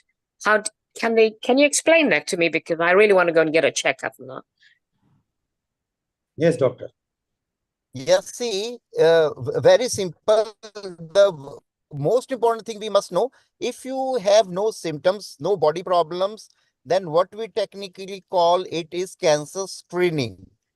And number two, if you got symptoms, as I mentioned the caution CAUTIONS in my talk, then what is important, we call it early detection. We don't call it symptom. Let's say one person already have some ulcer in the mouth or white patch in the mouth, or the lady is already bleeding out. But if the lady is not bleeding through the birth canal and there are no symptom, no problem, and as I talk about the cancer stage 0 is almost always asymptomatic, almost always. So very, very likely if somebody is asymptomatic and doesn't have any body problem, then very likely we are going to detect if there is any cancer. It will be asymptomatic, causing no body problem, but it may be in cancer stage 0. So that is the beauty of, screening the person. But again, remember that the screening is not available. It comes with a rider. Screening is not available for all the body organs. Let's say for brain tumor, we do not screen. For, let's say, what we call, let's say eye cancer, there is no screen. And it is only for head and neck cancer, for breast cancer, for prostate cancer, for colon cancer, where there is, what we say, the studies have proven that the screening and detecting at stage 0 will make a difference in the survival. Then only we recommend. Otherwise we don't recommend it. So let's say as I told you, for brain tumor, there is no screening is not recommended. You cannot say, no, we will do the CT brain of whole of the population to detect the cancer brain. No, we can't do it because no studies have proven that it's of any benefit. So even for, lung cancer, we don't do any x-rays. People have no x-rays simply available. You do x-rays. We don't do any x-ray because x-rays have not shown up any benefit in the study. So we do a special CT scan of the chest, but only for very heavy smokers. Because for low smokers or occasional smokers, irregular smokers, what we say less than 50 pack years, we do not do any cancer lung screening, or we do in a very, very low frequency. So for occasional smoker, let's say we don't do any screening. So that's very important factor is that the screening guidelines for different cancer is different, and all the body organs, that's the human body contains around 200 type of cell types, as I told you, 200 types of body organs, but we don't do screening for all of them. Thank you. Oh, wonderful. Yes. So I'm sure that Ms. Mala, you got your answer, what you wanted to know. Yes, Dr. Lakshmi, would you like to say something? Dr. Lakshmi Vyas? Please unmute. Yes, I mean, wonderful talk by all the doctors. It was fantastic. I mean, and it gave me a lot of information on how one should take care of. And it also went into the nuances of the cancer problems and issues. And I really appreciate all the speakers and the doctors. Wonderful lectures. Now, regarding cancer by itself, my only question is,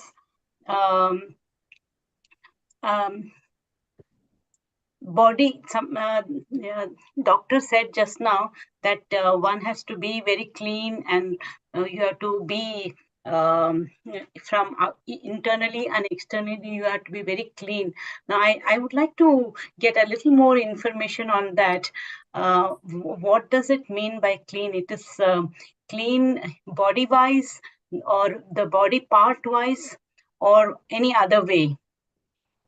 I think Dr. Gupta is not there.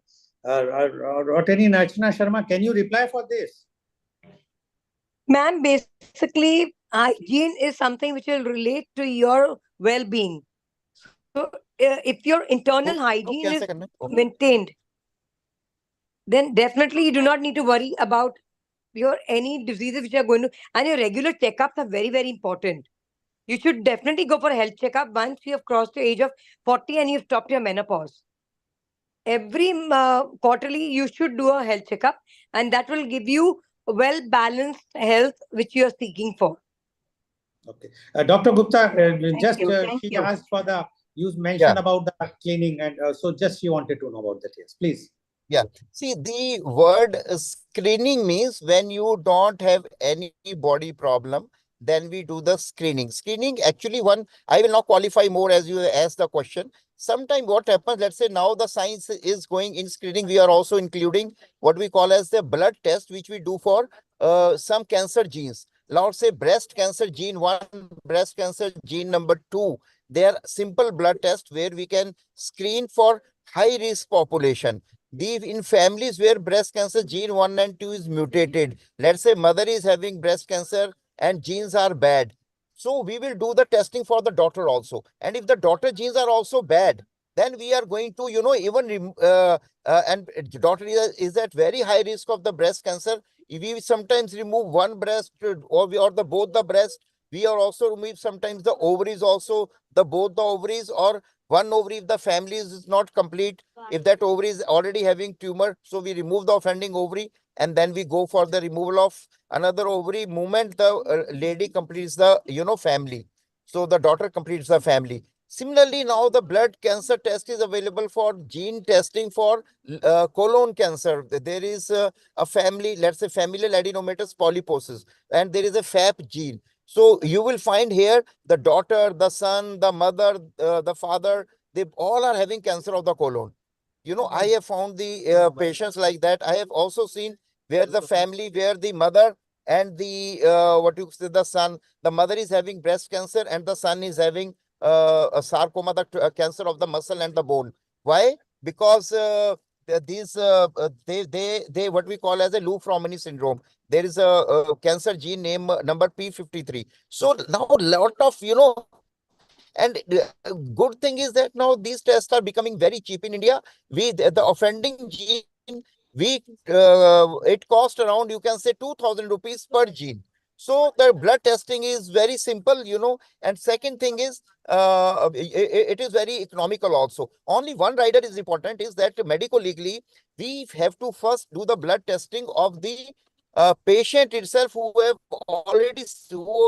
he or she has already suffered from cancer, and not of the, let's say, mother is having cancer. So we cannot test for the daughter until and unless we do the testing for the mother, and until and unless the mother has the wrong genes. If those genes are bad, then only we test for the daughter. But initially, you cannot simply test for the daughter. So that is very, very important, medical legally. Thank you. Thank you. Thank you very much. And I think over to you, Amrita, for further this thing. Thank you, Lalji. That was really wonderful. Thank you, Dr. Puneet and Rotarian Archana ji, and all the guests who have joined us with Lalji. This has been very insightful, and from the very beginning of the episode, there's a lot of emphasis on awareness. There's a lot of emphasis on screening and how to be aware and make people aware about the prevalence of cancer and how that can be prevented. And specifically, as Dr. Puneet just highlighted about the importance of screening and how the genes and they travel from body to body in the families with the histories of cancer.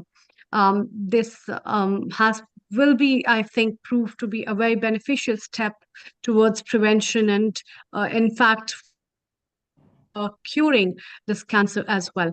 So, Lalji, it's time for us to move from India. Thank you very much, all the guests, for joining us from India to, again, Midlands and Leicester, where we have our regular guest, regular contributor, as well as our family member, Kirit Mistry, with us.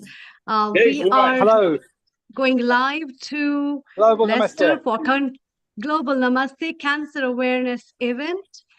Join us in making a difference. And it is hosted by SAHA, South Asian Health Action, and NHS at Leicester. where doctors and team of medical staff have joined together for screening and for cancer prevention, and they are spreading awareness. Let's join directly. Global Namaste, Kirit ji. Once again, Namaste, we global welcome namaste you. to everyone. As you can see, it's everyone just having a little break, but we've had some excellent talks, people sharing their personal journeys about cancer. I'm going to get Keval to say a few words, who's been the host of today. So, yes, Keval, please. Hi, everyone. Hi. So we've got a cancer awareness event today. As you can see behind me, you might not be able to, but there's quite a crowd here. We're raising awareness about different types of cancer, encouraging the community to get their diagnosis, their treatment, if they've got any symptoms, to get that checked early. Obviously, one of the key messages from our specialist today was leaving any symptoms for longer, it can really affect the chances of surviving that particular cancer. So one of the most and key important messages, if you do feel like you've got symptoms, our bodies are great at telling us when potentially something's wrong. If you notice something, please get that checked out as soon as possible. If you're not getting the right response from the GP, or they give you an answer or a diagnosis that you think is not correct, do ask for a second opinion. Do ask about the cancer pathway, which is a 2-week pathway that should get you to a consultant at a hospital within the 2 weeks, which will then confirm whether the GP's diagnosis was correct or not. So there's a lot of stuff happening. Here we are. Oh yes, Kirit. Kirit ji, where are we? So what all else is happening at the live event? Are there any cancer survivors who are listening? Yes. Yeah, so Keval is a survivor.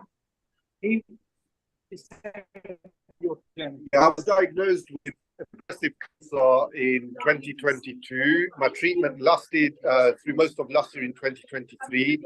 Still going for scans, and so hopefully get the all clear soon. But it's one of those things where once you start the journey, unfortunately you're in that process. You have to fight it, and yeah, hopefully get the all clear soon, and plenty of more years to do more of these shows and raise awareness about it. So yeah, thank you. So I'm going to walk with you and show this. You can see the screens, the screening teams that are here. I'll introduce you to them, and then you'll be seeing other patients as well who have been lived experience through our community connectors. So I think you have had. Just one second, sorry. Yeah. So Kirit, how many doctors have joined in this event today? Today we've had the 2 doctors that came on earlier, Dr. Teju, and then we've had another doctor here, plus the screening teams as well. So I'm going to go to the screening teams now, so you can see who they are. So are people showing up at the event for the screening, and what guidances? We are on the yes. bowel cancer screening team. I will introduce you to Sharon, who's part of breast cancer. Okay, let's go to. So there are different teams, yes. Well, I'll go to the cervical cancer screening as well. So they will hear they're talking to people from the community. You can see how many people are here. We've got over 100 people here today from our communities to raise awareness. Let me introduce you to the NHS here. This is Sally. Yes. Sally, just tell them why you came to this event today. Just to get the message across about identifying cancers earlier and what we can do to prevent and to identify them earlier. So keeping your screening update, HPV vaccination, breast cervical screening, talked about the job I do, and the targeted health checks that is coming out. So yeah. Great, and look at the banner that they've produced. So these are the kind of signs and symptoms that we should be looking at. Yeah, can you just pan the camera a little closer? We can watch it. Is that okay? Yeah, cancer services. Do we have somebody whom we can talk to as a, wow, that's lovely, cancer awareness pamphlet, as you can see. So this is nice with all the So a short pictorial representation. We spoke Yes. about HPV earlier. That was another leaflet. We're giving information. We've got a lot of mothers here. Can you pan the camera again to that leaflet again? Can you pan the camera to the leaflet again? Closer. Yes. HPV. So a beautiful leaflet of HPV we made. Another stall holder today. Serena, just say hello to the global channel. We've got a cancer awareness event happening globally. Just introduce what you do and why you're here. Hello everyone, my name is Serena. I'm the General Manager at the Glenfield Breast Screening Unit. So we manage the breast screening unit for women between 50 and 70. You'll be invited every 3 years for a mammogram. If you receive your invite, please book your appointment. But in the meantime, if you're not quite 50, we need you to check your breasts. You know your breasts better than anyone else, and this is for men and women. So you check them the same time each month because our breasts do change. And any changes, please go to your GP. I know it's really difficult to get a GP appointment, but you must make an appointment with your GP, and then you come to us and what we call a one-stop clinic. See, within 2 weeks, you get your treatment done there in that one clinic. So but most important is you need to check your breasts. You need to be best friends with your breasts and know them and look at them in the mirror. Any skin changes, any discharge, any lumps, pain or anything, please go to your GP. That's the stall here today. Wonderful. You can see what. Yeah, can you pan the camera a little closer?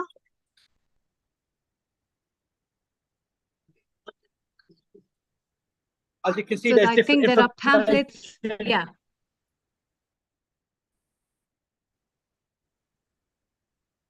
There are little pamphlets, I think. A little more closer. Is that better? Is it better that way? No, you're better. Yes. For the breast cancer awareness. So, Yes. Kirit, you have done a background blur. You need to remove the blur so we can see the whole. And Kirit, can you do landscape, please? Landscape, sorry.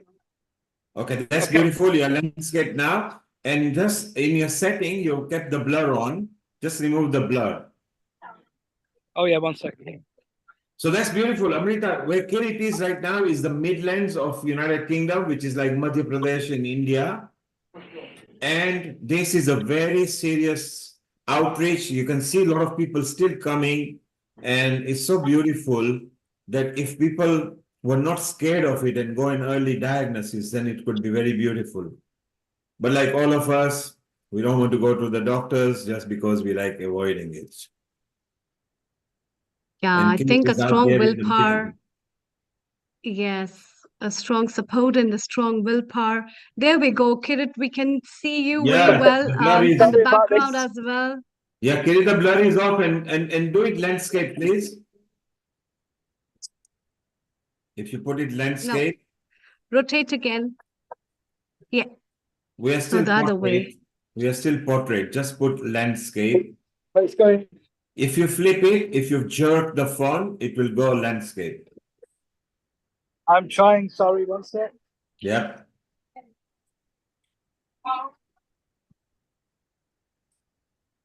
Just, I've got somebody here all the way from Nepal who's been studying here.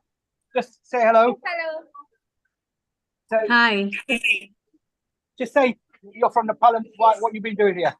Actually, we are a student here. I'm doing MBA. I have a medical background.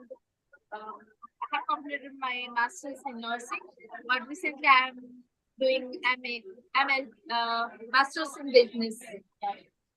So we're going to have graduates from India coming here, studying here, and they're going to be volunteering with Sahar to help us do blood checks to raise awareness in the community. So if you need any volunteer for this type of program, then I'll be here. Thank you. I was glad we met the other day. So Kirit, I have a question from her. What kind of volunteering does she do now? What is she volunteering right now? What kind of with? volunteering work would you like to do from your experience? Related to medical nursing, because I'm nursing, so I like to provide nursing services like BP measurement. They're going to do blood pressure checks because of her background in nursing. Facility person, then definitely I will help them. And related to any nursing services, then I'll be there. Please contact me. So like these events today, we need volunteers to help you with the registration, to help with the serving refreshments, but also to ensure that we recruit more connectors. So today we're trying to recruit more people living with cancer to come out there in the community and share their experiences. And I'm going to bring some more connectors just to share their experiences with you. That's lovely, and that is very nice. Hi. You've met Shobna Ben. Go on, Shobna Ben. Say global namaste. Global namaste. Global namaste. I think was it last year? Yeah. Yes, lovely seeing you all. Kiripa mentioned that we have got another connection today. So unfortunately, we couldn't be on this. I was here. Lovely talking to you all. So Shobna Ben has been sharing her personal journey in this event today. And we're going to go and just find one other person. Come here, Nalini Ben. Just global namaste. Say who you. Just tell me a bit about your journey. I had an ovarian cancer. I survived, but I'm okay now. And with Kirit's help, I'm happy now. I'm enjoying my life. And it happened a long time ago, so I'm okay now. Thank you. So we've got people with breast cancer, bowel cancer, ovarian cancer who have been sharing, and then Keval with lymphoma as well. So this is what we're doing here, raising awareness so that people go home and talk to their families. Having conversations around cancer, the C word, is a taboo, like the speaker spoke about today. We need to address the stigma and taboo within our communities. Yeah, Kirit. Yeah, we can see an overwhelming response, and a lot of people are registering. And yes, there's a lovely lunch as well. I think. This is Deepa. Deepa, just say where you're from and what you do. Charity that supports people who are living with cancer and their families up to 3 years post-treatment, but it's not medical, it's more to do with the holistic therapies and treating the whole person, and he's the manager of the charity actually. So we offer treatments like massages, Reiki, aromatherapy, reflexology, counselling, emotional freedom technique, and workshops as well that people can come to or join online. So it's really about the well-being of the person and supporting them on their recovery. Right.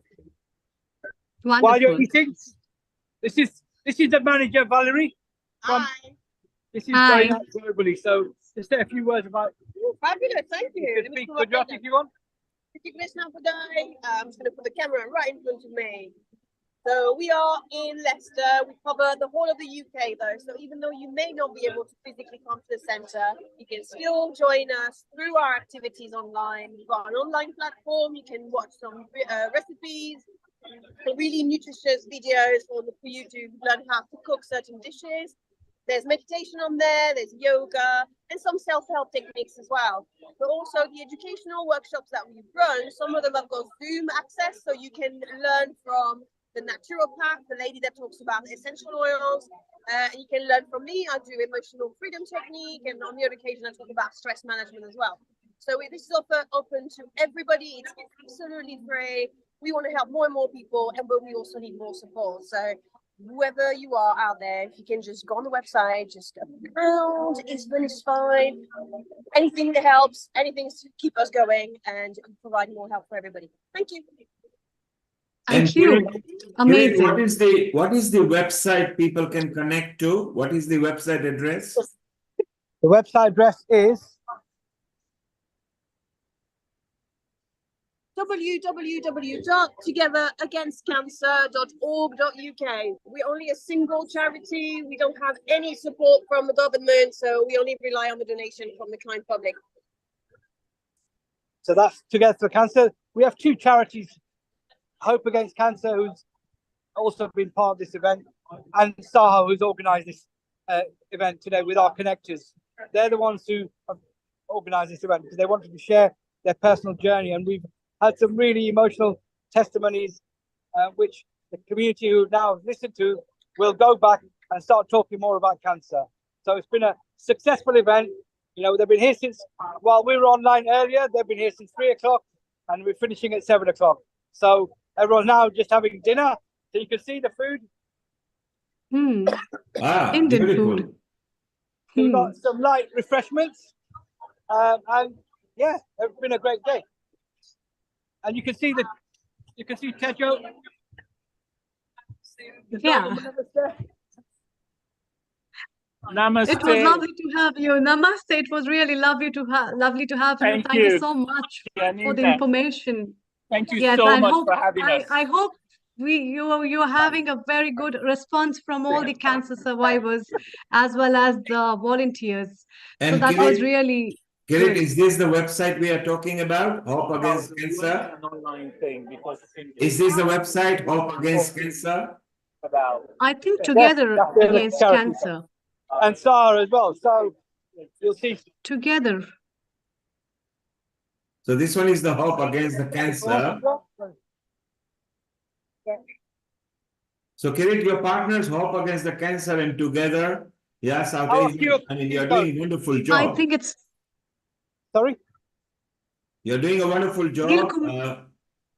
Yes, I can hear you now. Sorry. Neil Kumar, it's Together Against Cancer Wellness Center, Leicester, UK. So we can show that as Hope well, Against, the website. But it was. It's okay. Hope Against the Cancer are also partner there. That was correct. Yes. The other one, because the URL is too long, they need to publish it. Let's see if we can bring Saha. So Kirit, what is for lunch and dinner?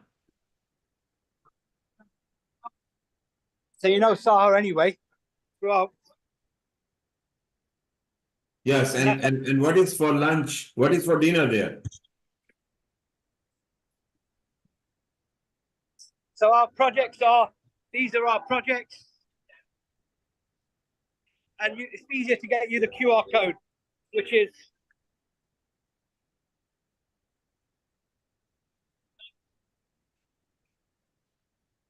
and then we do stuff on Neil is asking about the dinner. What's in the dinner as well? Neil is asking about the dinner. What is in the dinner? What's served in the dinner? Oh, we've got in fact, let me go to. We've got salad. We've got oh, here we go. Look, you can see it better. Keval, what's the dinner? Oh, we've got healthy rice, we've got healthy salad, roast potatoes, samosas, and a bit of chili chutney. Yummy. So yes, chutney there as well. So guys, I think it's the event's going to announce.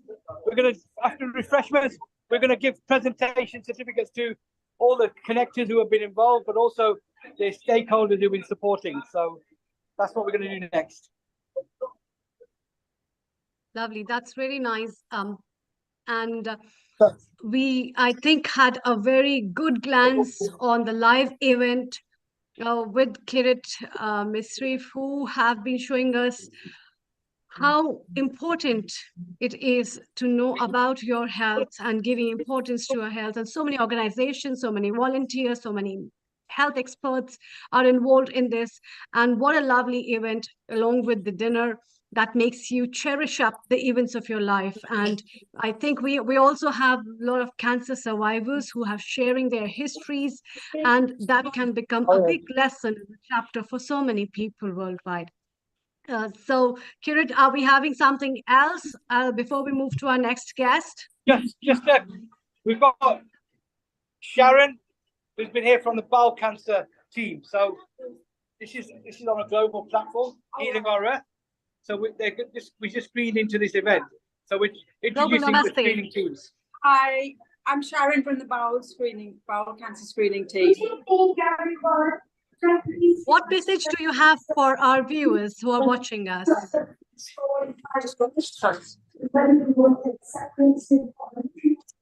Sorry, I didn't hear that. It's quite noisy there. what message do you have for our viewers who are watching you live? Thank you. The main message is definitely when you are within the screening age, which is 54 till 74, and you receive the bowel screening kit to check your stool, please make sure to check it and come and see us. Even if you have normal bleeding, it's quite important that you check your stool and come and see us, because we can find cancers early, or we can just let you know that it's absolutely fine, whatever bleeding is there. But the most important thing is to ignore the taboos and do the screening.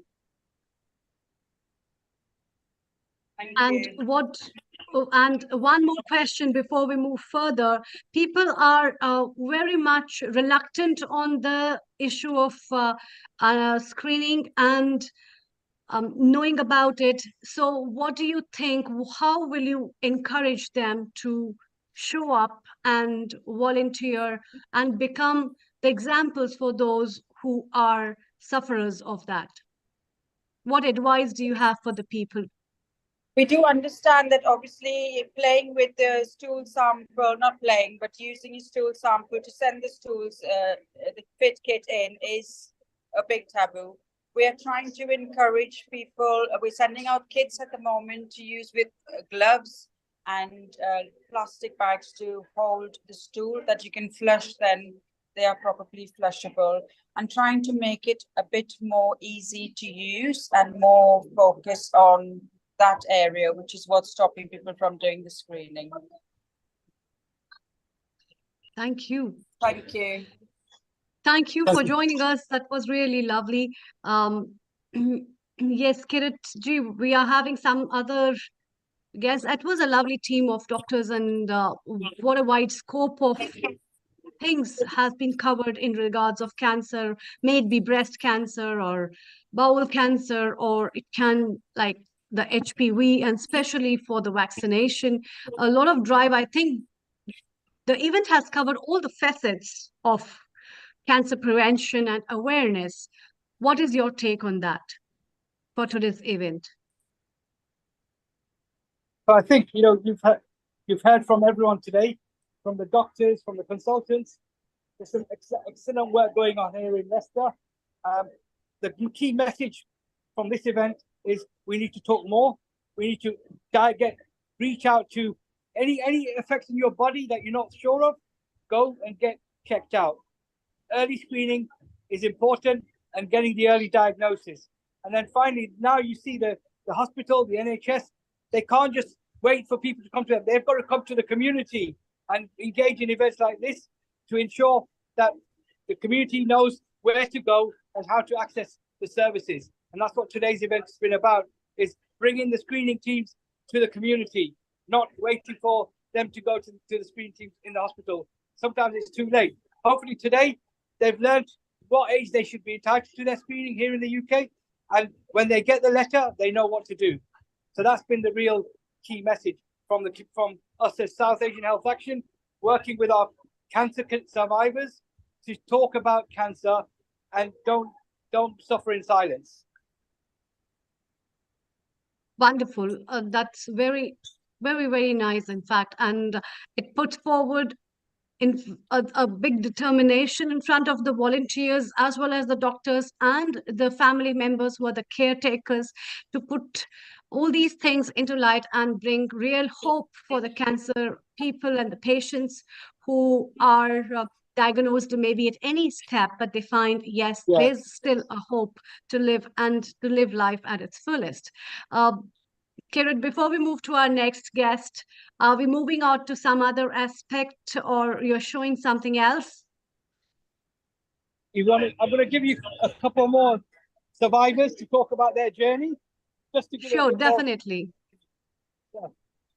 Because that's one of the very important things. I've got one person here. People get empowered by listening to the stories of the cancer survivors. Right. So this is Usha. Namaste to the global people. Namaste, everybody. Tell them about your story. bit about your journey. Oh, I have been fighting cancer since 2009. It came back after 8.5 years, and then it came back after 2.5 years, and I'm currently in remission from triple negative secondary breast cancer in my lungs. So hope for the best, and I keep on fighting. But I am fine now, everybody. But it's been a hard journey. She's a fighter. She's one of our star connectors who's been raising awareness, and really, she thought she was not going to be here, and she's still here. So they're not waiting. There's no room up there for you at the moment. You've got more work to do here in the community. That's right. Yes. Wonderful. Saha Group has given me so much confidence to talk about and to come to terms with my own journey, and I cannot stop talking about it now. Right. So this is Usha Ben, who's had been diagnosed 3 times with breast cancer and still fighting breast cancer, which is amazing. And I'll give you one more person who's also lost somebody who, Vanavan. She was a carer for her husband. So this is our global platform. Just say about your journey, and then we'll bring you as well. Right, okay. I'm a carer for my husband. He was diagnosed with lymphoma, and he passed away in 2020. I had a lot of hurdles to get him to see the GP. I was very insistent. They wanted to keep giving him antibiotics. But because of my insistence, he was being taken straight away to the hospital. And there, the radiographer, before even scanning him, told him, "You've got cancer." And he was on his own. And he was admitted straight away in the hospital to shrink the tumor. And when we went to see him, he was just completely shocked.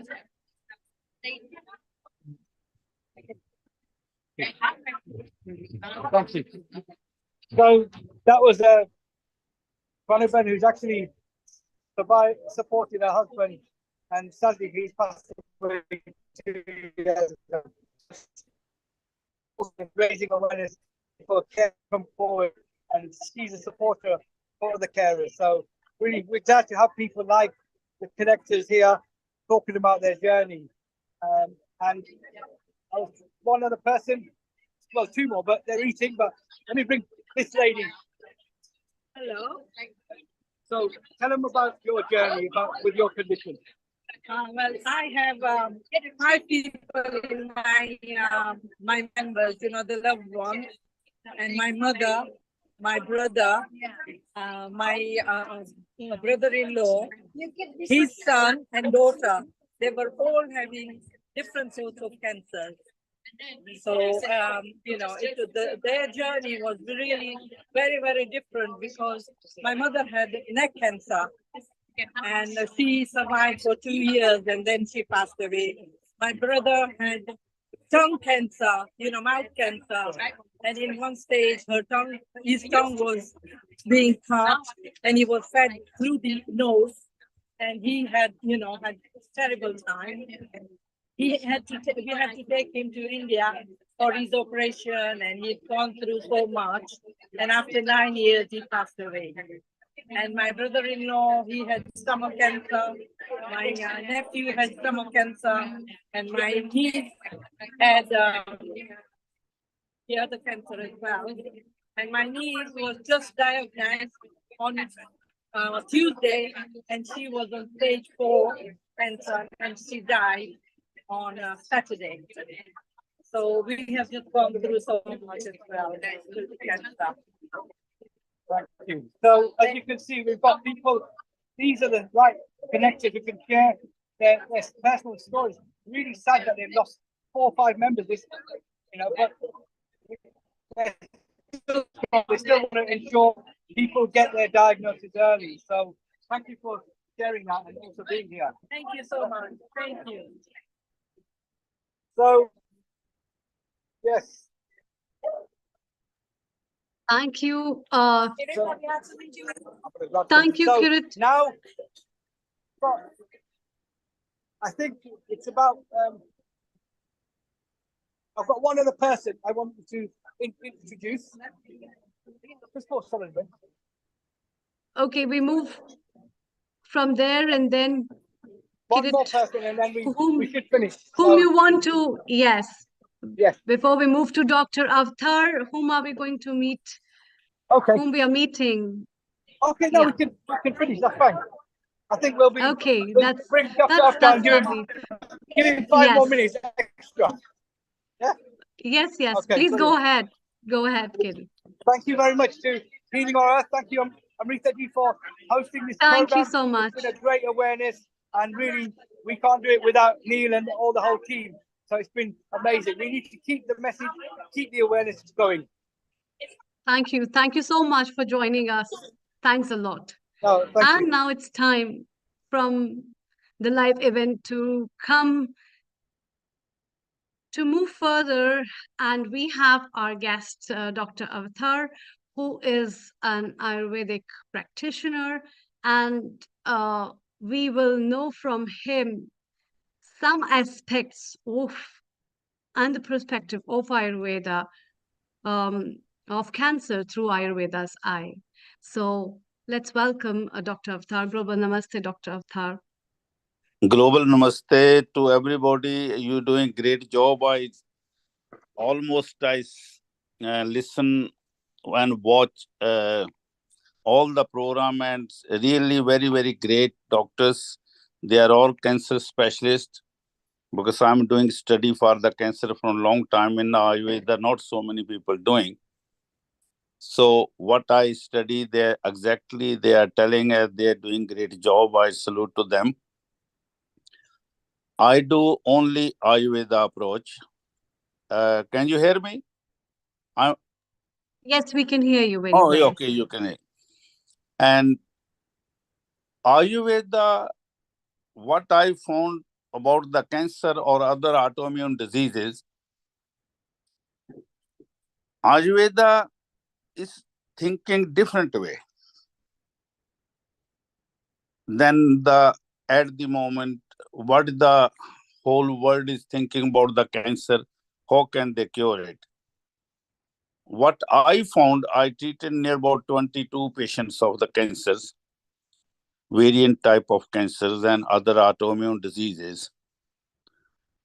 What I found inside our body, if we look after our system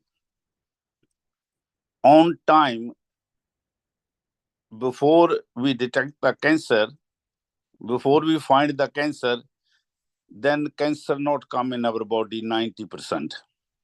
We can save ourselves. I think first, like other all cancer doctors, they told we have to be tell the word, teach the word, how can they stay healthy? How can they protect from the cancer from their self? They same thing I tell every my patient, anything start changing in your body.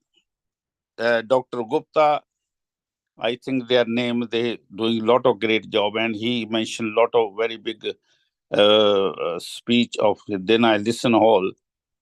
They take 5 years to appear the cancer. Cancer actually started 5 years ago. Then the cancer, when they come, then is very quickly fast they attack on our body. 100% I'm agreed with them. But if the person or anybody, I educating my patients or anybody in my videos, why not we do it different way? Once a year, doesn't matter health authority doing the checkup or not, we make our health budget now. Like in UK we are living, I telling so many people like this idea. Last month I went to the cancer, I was the chair in the Dubai conference, and also my paper, so I will read there. They like very much. We don't have to wait, we cancer detected in our body. We have to be prevent ours. At the moment, whole world is 60 to 70, 80% is toxified. What kind of food we eating, air, water, everything in our body, so many things we are suffering now. But what we do, the big mistake, anything become the problem, we start searching on the Google, searching on the YouTube, searching on the WhatsApp, asking the friends. Sorry, my little bit health is not very good from last 2-3 days.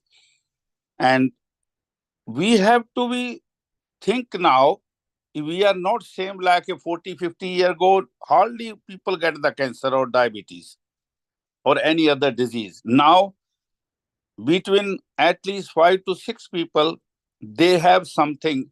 7 people, they're suffering from something. Why? Because they delayed too much.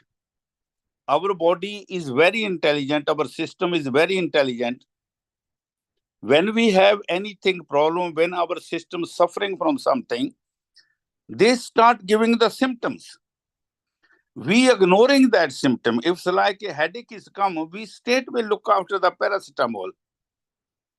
1 month we don't have the headache. Suddenly we start headache. 1 day, 2 days, then they be eating the paracetamols. If there's some kind of the diarrhea come, we not thinking why we got the diarrhea. They start go to chemist and take some medicine. Don't take these things. Our body start telling, I'm not, internal system is not very healthy. We have to be look after. If they check once a year, blood check, they can find, your doctor can find what is the deficiency in our body, in our organs, what is the reason, which organ. We have the nearly 78 organs and 43 glands inside. They're working all together. Which gland is coming slow down, which organ is suffering, then we can do the treatment very quickly, and maybe within 2 weeks or 3 weeks, we can cure our system. When we ignore and taking long time, then one organ suffering, then start 10 organs suffering. One gland is suffering, then other glands start suffering. This is the reason a lot of people getting big problem in their body, cancer and other diseases.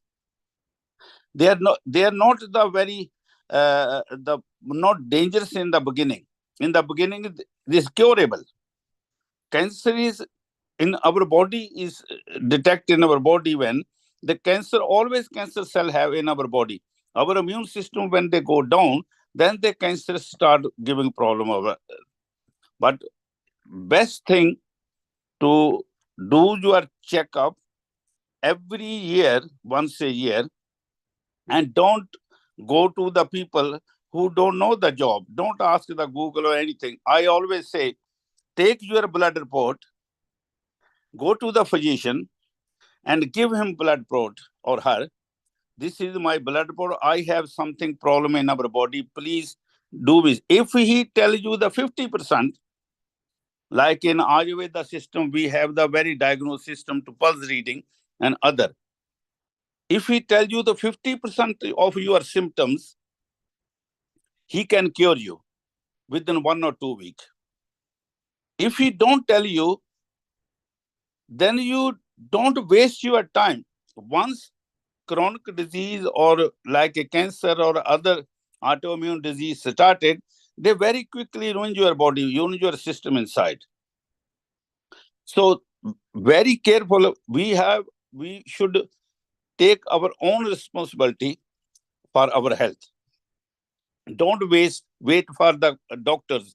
Don't wait for the government. They can do something. They have a lot of things to do it.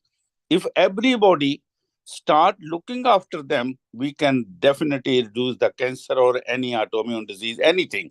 They can live the very healthy life.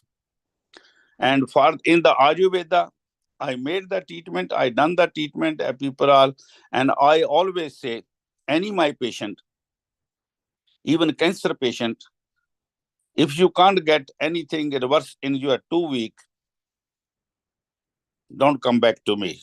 Then you go anywhere. Within 2 weeks, if start reversing, then not only me, there's so many skilled people, they can treat it, who know the job. They don't need very long, because our system start healing self. We have to activate the system. We have to, any physician who know the job, he not giving the cancer medicine or autoimmune disease medicine. He gives us a little bit about the infection inside, but he make the system until internal system is not start working, no one cure anything. This is in the Ayurveda, what I found for so many years research. This is the I am doing for the cancer. I always say to anybody now from like 5-6 years, last 10 years, I start first cancer patient come to me.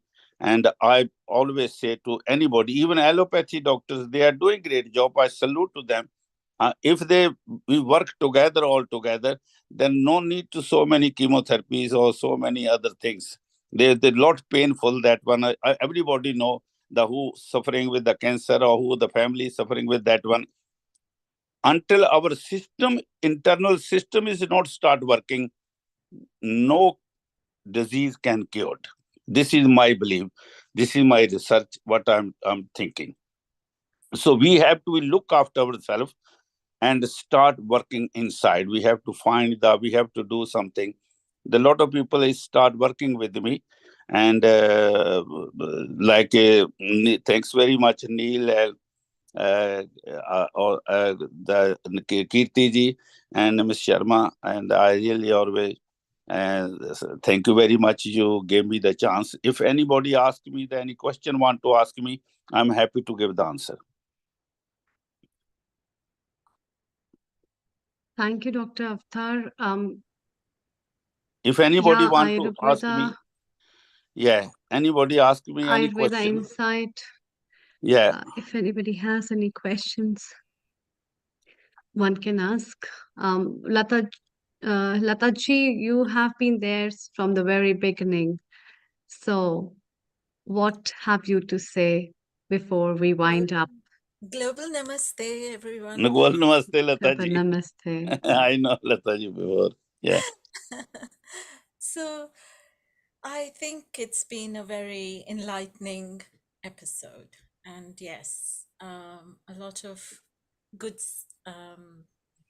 health to all of us. Prevention is always better than cure. And holistic measures, natural therapies like Dr. Avtar is talking about, his research.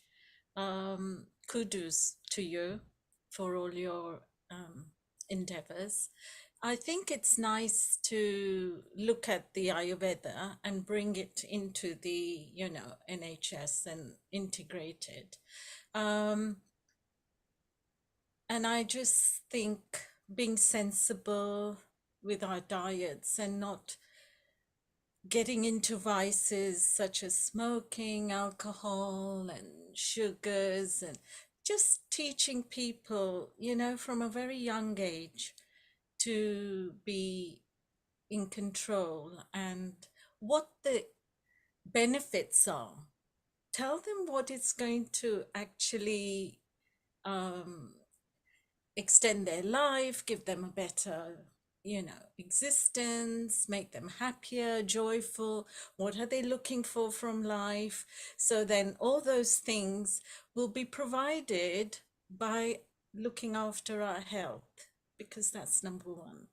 So then showing them how to be intelligent, wise, and then work with all the other medical staff, bring them in to the school to give educational lectures and information, because all families, don't open up. There's a lot of taboo. This is the biggest problem. If anything problem come, they should open. They should find. They should not hide anything. This is the natural. So many people are suffering. That reason our people are more suffering than other people. They hide so many things. But then And why do they hide it? It's yeah, because what is the problem behind it? What's the underlying? you are 100% right. They're hiding. Even I tell you one case I done, Alzheimer. That Alzheimer case is, I got video, everything, but they not allow me to put on that one. There's other reason when I found that one. That person, when I came to me, if anybody know what the Alzheimer patient, he was suffering from the dementia, then they go to Alzheimer, diabetes, and blood pressure. They all control. When I said, no, we don't want to tell them. I say, he's okay now. He's doing gym. He is playing the games. He is everything he's doing. He's talking now. I got a video. He himself saying, I'm 100% better now. He wrote so many letters to me. I got all the letters. But I say, think about how other people suffering. If when they got it, this one message, then they can save their other people's family. I made the medicine for that one as a completely Ayurveda medicine. I done nearly 8 months treatment. There's no any side effects. You are happy now. Let the other people. But no, this is between our people. And now at the moment I'm doing one case in the Canada. That woman, they are Canadian citizen and white people. We can say not racist or the other way, because we understand each other. She born 8th of August 1924. That patient, nearly 100-year old. Wow. And she have only Alzheimer from last 15 years. She had the blood cancer, skin cancer, breast cancer, rheumatoid arthritis, kidney,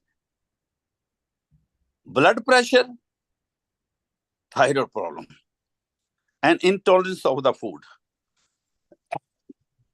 That woman, when somebody else, my patient, recommend my name in the Canada, I not seen her. I diagnosed on the telephone only. Then I said, your mother's chance is only 10%. I don't think so. You have to spend money on that one. That woman first thing said to me, doctor, what you told me, no other doctor told me. This is the Ayurveda? This question he asked me. I say, yes, this is the Ayurveda. This is the way we diagnose the people. She very happy. Then she said, no, I want to spend the money. If you want to come, I can pay your visiting. I can pay ticket, everything. I say, no. If I diagnose, thank you, Dr. Avtar.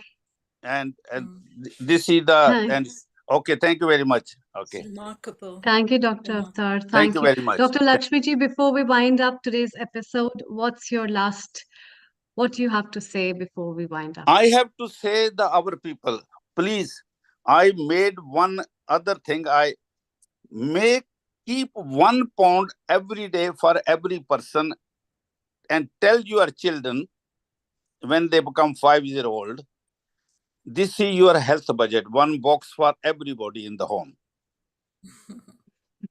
Tell your children, this is your, and let him handle whole year. Yeah. You do the 2 things. Once children become used to now, then after that one, I have to put 1 pound in the health budget. Whole life they learn the lesson. After they are 1 day, you can every year decide which day you want to holiday.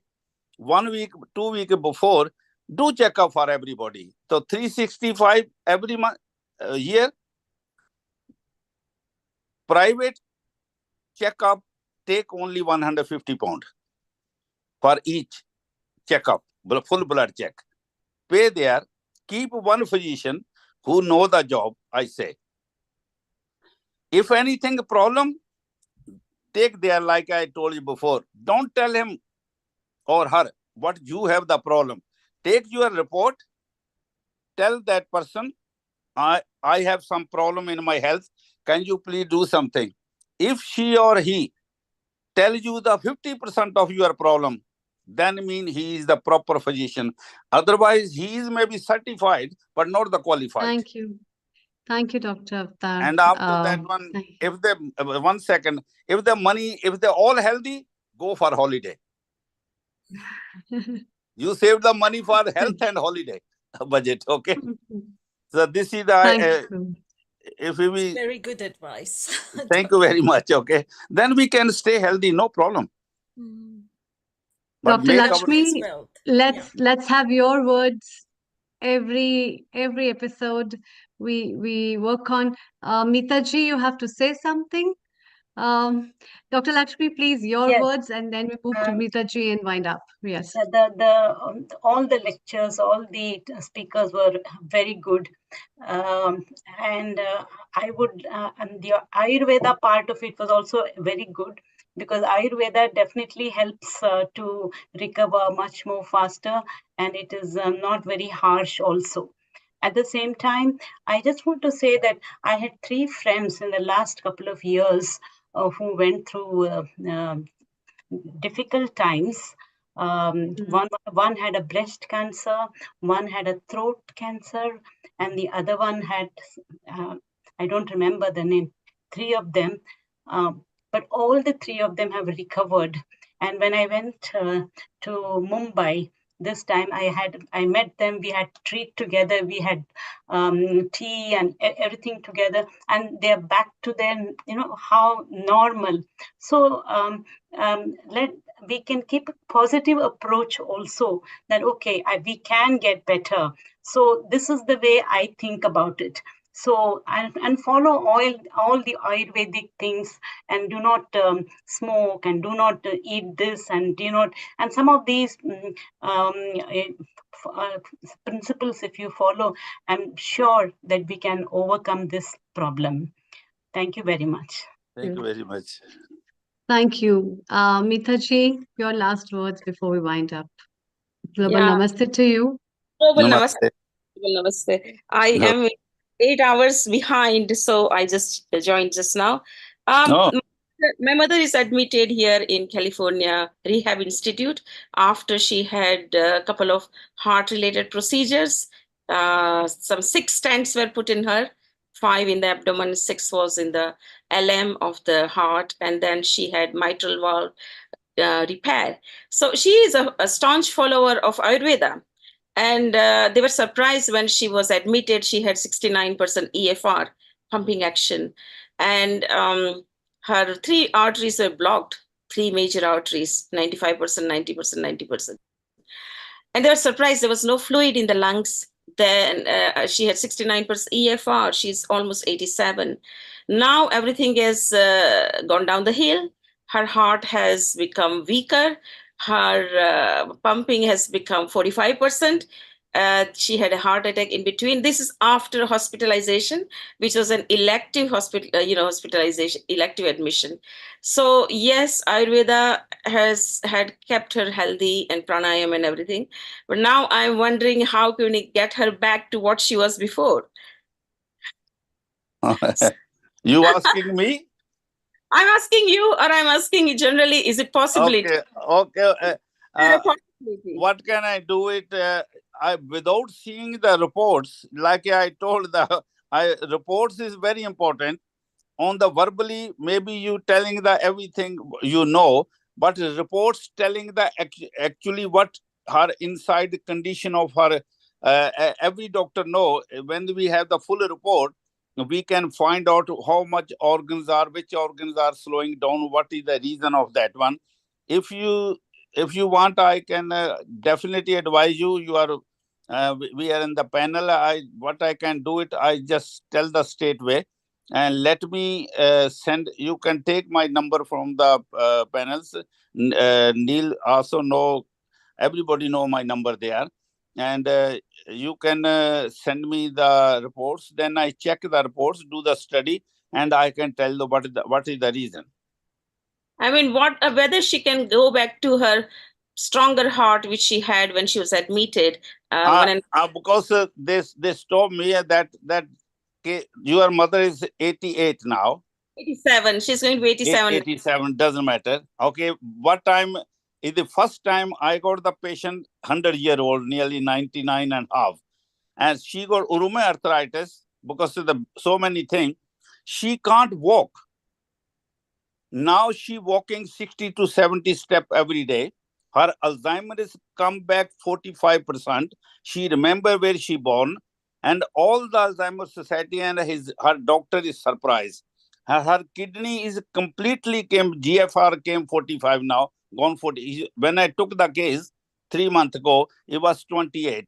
And creatinine was 167. Her creatinine is 94 now. Kidney is completely working perfectly. And she's, yeah. This case, I think Mitaji, you must personally contact Dr. Avtar and he would give you the guidance. It's time to wind up and close this today's episode.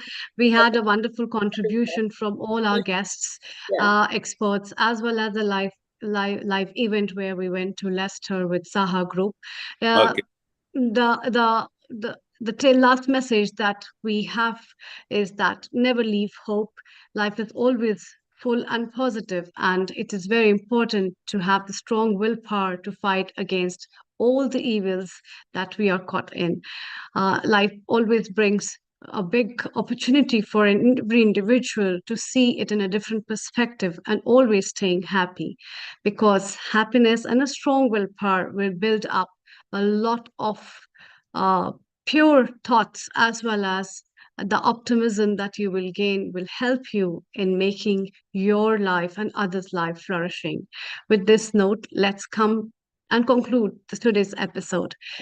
You can watch us the next week, next Sunday at 2 p.m. GMT with yoga and meditation episode for healthy, happy body, mind, and soul. We'll be having great experts as well as people from different walks of life practicing yoga and showing you the benefits of that and how their life has been made happy through these practices of yoga and meditation. Now let's conclude this episode with the short Gayatri mantra. Om Om Bhurbhuva Swaha Tatsaviturvarenyam Bhargo Devasya Dhimahi Dhiyo Yo Na Prachodaya.